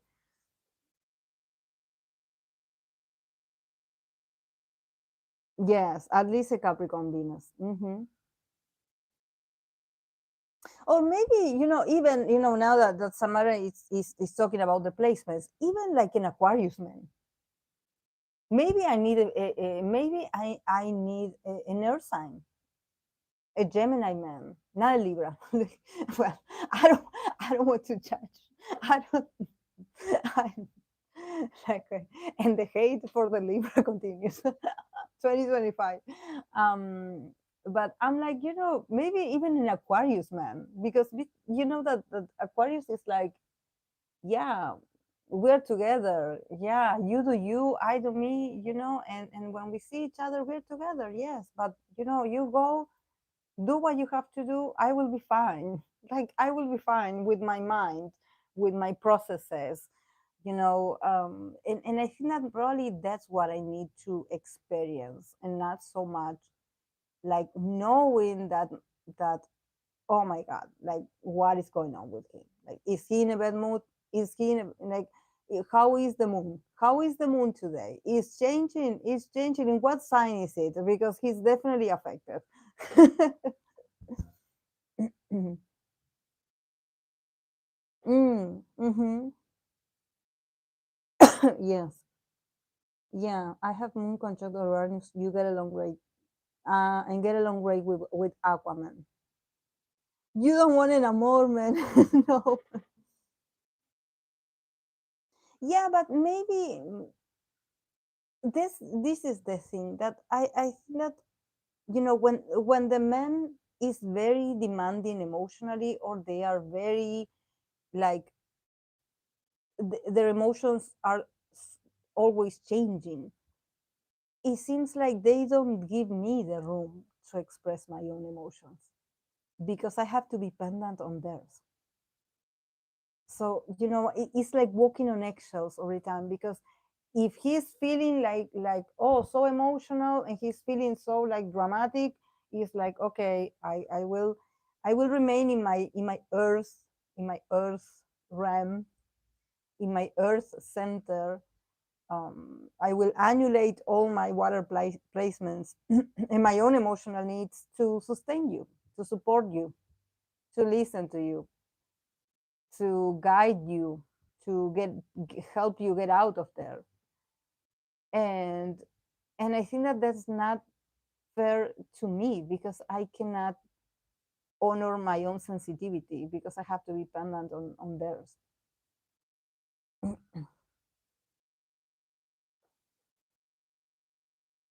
Mm, mm. I see not positive notes about such men, but I always enjoy their fun nature. I like fun. I like Sagittarius men. Yeah, you're right. You're the one who have to be strong all the time and no room for your own feminine energy in a way. The Libra, but a Libra with Pisces moon. Like, actually. No, please don't mention Christian. Oh, what an awful man. Libra men would be too concerned about appearances. Oh, yeah, no. No, yeah, no, no, no, no, no. No, I dated a Libra moon, a Libra Venus and Mars, and they were so fake, so fake. No, no, yeah. I remember they used to get upset at me if for example, we had to go out and my outfit was prettier. They would get upset at me. They would be like, "Go change. Why are you wearing that dress and I'm wearing this?" And I'm like, "What? Like, no, no, never again."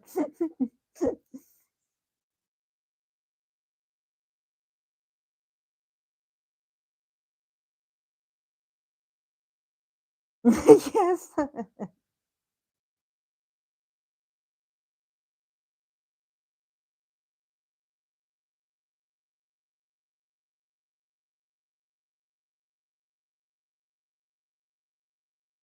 Oh, yeah, that's awful. Yes, that's the. I swear, I was like, mm, mm, no. But yeah, let's see, guys. Let's see. I'm having a good time. I must say, like we haven't talked about, being in a relationship. I was like, let's wait. Let's see where this goes. Because I don't know. I think that it's nice to meet new people. I like it, but I'm seeing a pattern. I'm starting to see a pattern. And this is not, this is someone that just appeared in my life. Like he just came to me and he started talking to me. Like there were a lot of other people. Um, so I think that he's a friend of mine. But everything is cool. But I think that um, when you feel like a deja vu, and I'm like, I don't want to repeat the same thing over and over. um Dating is tough. I think that is tough for everyone.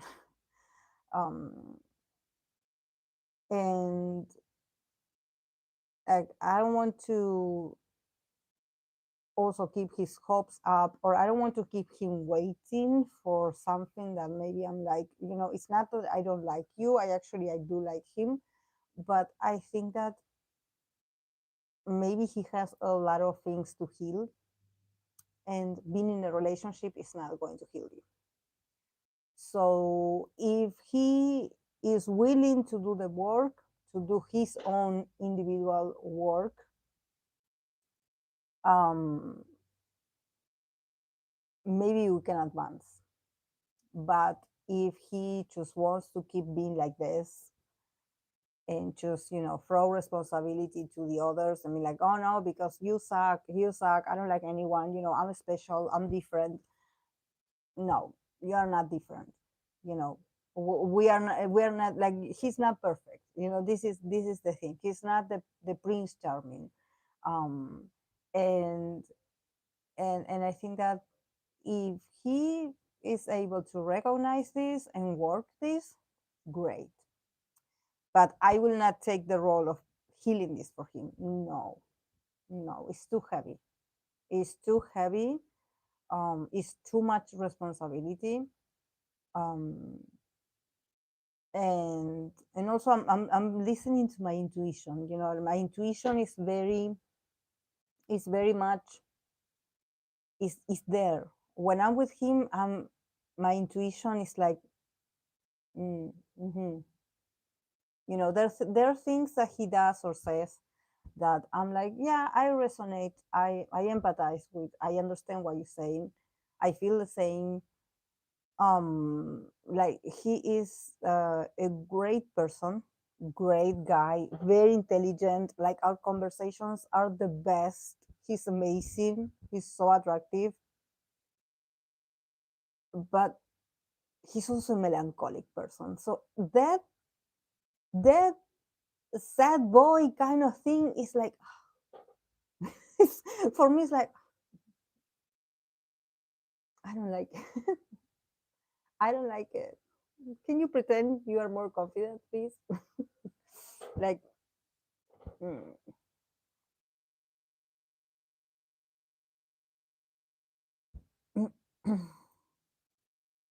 mm-hmm.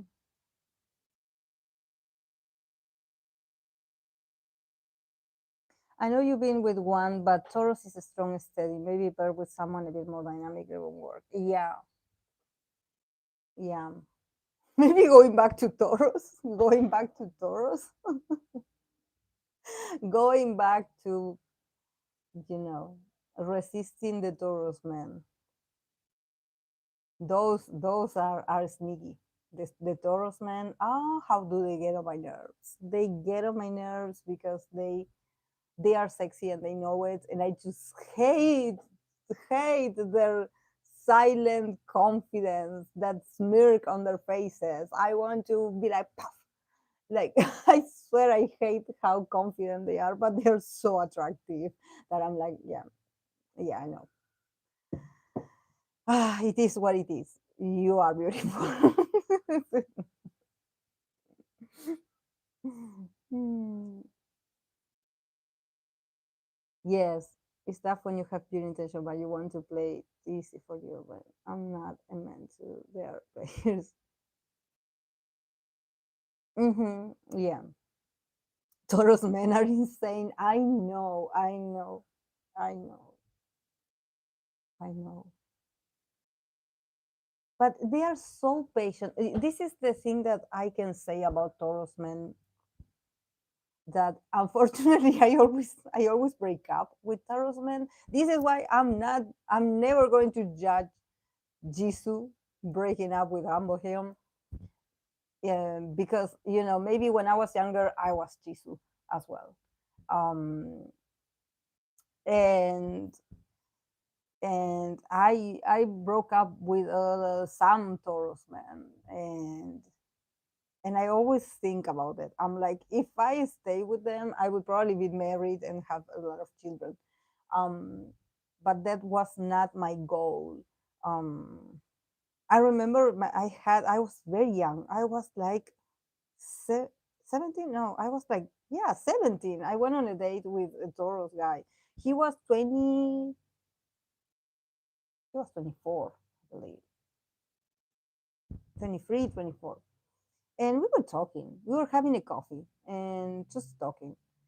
And he was like, "Oh, what is your dream?" And I was like, "Oh, well, just going to university and all of those things of that age." And he was like, "Oh, I want to get married and have a family."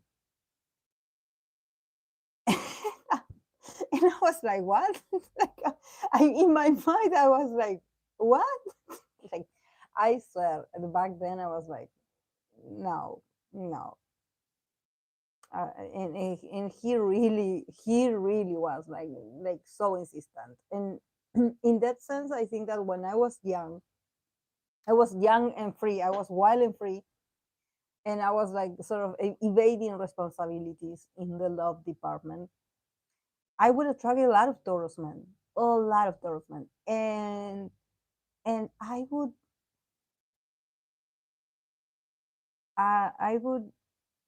run away from them. I would ghost them. Like now you call it ghosting. Well, I would do that. I would do that because they wouldn't leave me alone. I swear that they don't understand the hints. When you're like, I'm not that into you. They didn't get it. I said it to them and they would keep showing up and they would keep calling me. And I was like, I'm not interested. I think I'm going to see other people. I was very direct, very straightforward. They wouldn't get it. And that's why then later in life I was like, I would never get into a relationship with a Taurus man, because I remember that very uncomfortable feeling of me trying to get away from them and then being so attached to me. It's like they wouldn't go away. And I was like, oh, I was like, that's gross that he just this is there, like poor guys. Yes, he really was like your mother material.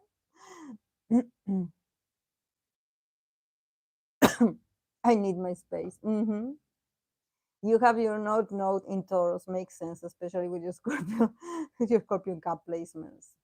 Mm. Yeah, you are the one, Akira. You are the one, Akira.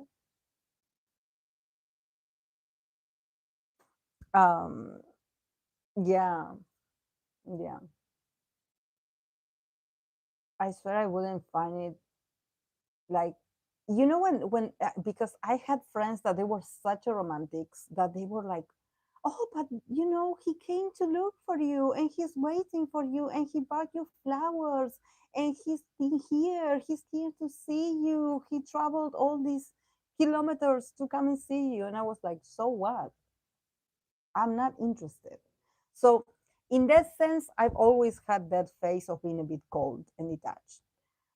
So when it comes to Jisoo and Nambohyun, even though the man is so fine, I could sort of see that maybe he had these tendencies of wanting to install himself in her house, in her life, and her being like, I kind of don't want you here, so bye. Let's see other people. Like let's stay friends. Yeah, let's stay friends because I'm busy. Um, I was like that as well. Yeah, I was the knight of swords as well. Yeah. Mm. Me and Akira forever. I ship you girls. Who cares about Cook? Make Kira. Sam Akira. No, you guys really are very compatible. I do like it. I do like it. I do like it that, like, beyond the shipping, I do like it that you guys get each other, and that you are always like supporting each other. So that's nice. That's nice also.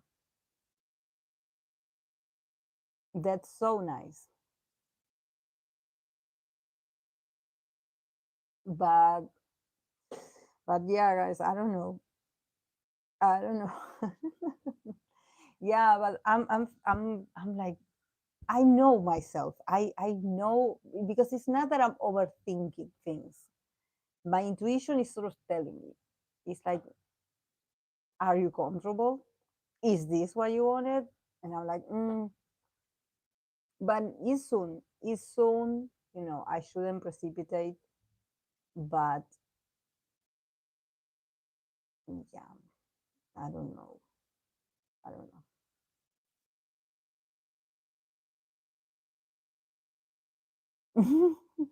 She has heard me talk in bad English, but I don't think I'm much better in Spanish. You don't talk bad English. You talk really well English. We understood you, everything that you said.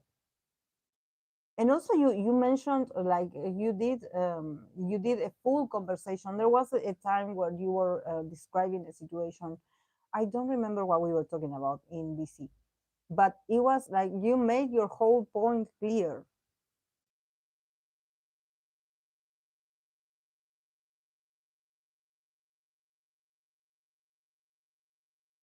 And I fight with 6 years old.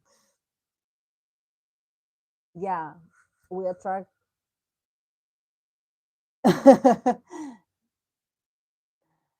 Okay, guys, I have to go because my phone is about to die. My phone is about to die, guys. But thank you so much for being here. Thank you so much for, the support, the advices, the funny recommendations. Like, I think that this is a great community, like in all aspects, in different aspects of my life personally, and of yours as well, because I also want to hear. This is why I'm like, I don't like, can we talk about, I can share the placements, I don't care. So we can all talk about, our favorite placements, or what we find attractive, or what we are looking for. Sometimes in a conversation you get clarity about a lot of things. And and and just like Fluffy said, sometimes, yeah, we know about placements and compatibility and everything, but when you meet someone, when you meet someone, that this is an exercise that I want you all to do, if you're available. When you meet someone that you are interested in, just wait a bit. Don't pull the beer chart, don't pull the tarot cards, just wait, and allow yourself to live the experience of being next to the person, and getting to know them. Observe their energy, their mannerisms, how they act, what they say, how they behave around you, how they are with you. Observe all of that. Don't make like, oh, he must be a Pisces, oh, he must be no, just, leave that to a side. And then when you really when you really see it, like it's worth it, and you're like, oh yeah, kind of, I'm interested in this person, then that's the right moment to pull the beer chart. the beer chart, the cards, whatever you want to do. But first, observe their presence and their energy without knowing anything. I think that that's the best way to also learn about yourself. What are you attracting, and why now? And also that's interesting. That's that's information. Yeah, that's great, Samara. That's great. That's the best. That's the best for me. But I know there's people that are curious. I know people that are like, like, because sometimes they ask me, they are like, not just for tarot readings, sometimes because they don't know much about astrology. They're like, oh, you do know how to search for a birth chart, right? Can I give you the date? And I'm like, yeah, okay. So who is this person? Oh, this is a random person at work that I'm just talking to. And I'm like, but nothing else, like, just so just wait to have experiences with them, and then you can use the other tools, the divinatory tools. Yes. Yeah, that's also important. Exactly. When you're attracted, yeah, well, if it's like, oh no, you're not compatible, they're going to go at it anyways. So yeah, guys, thank you so much for being here, and I'll see you on Sunday. Okay, bye.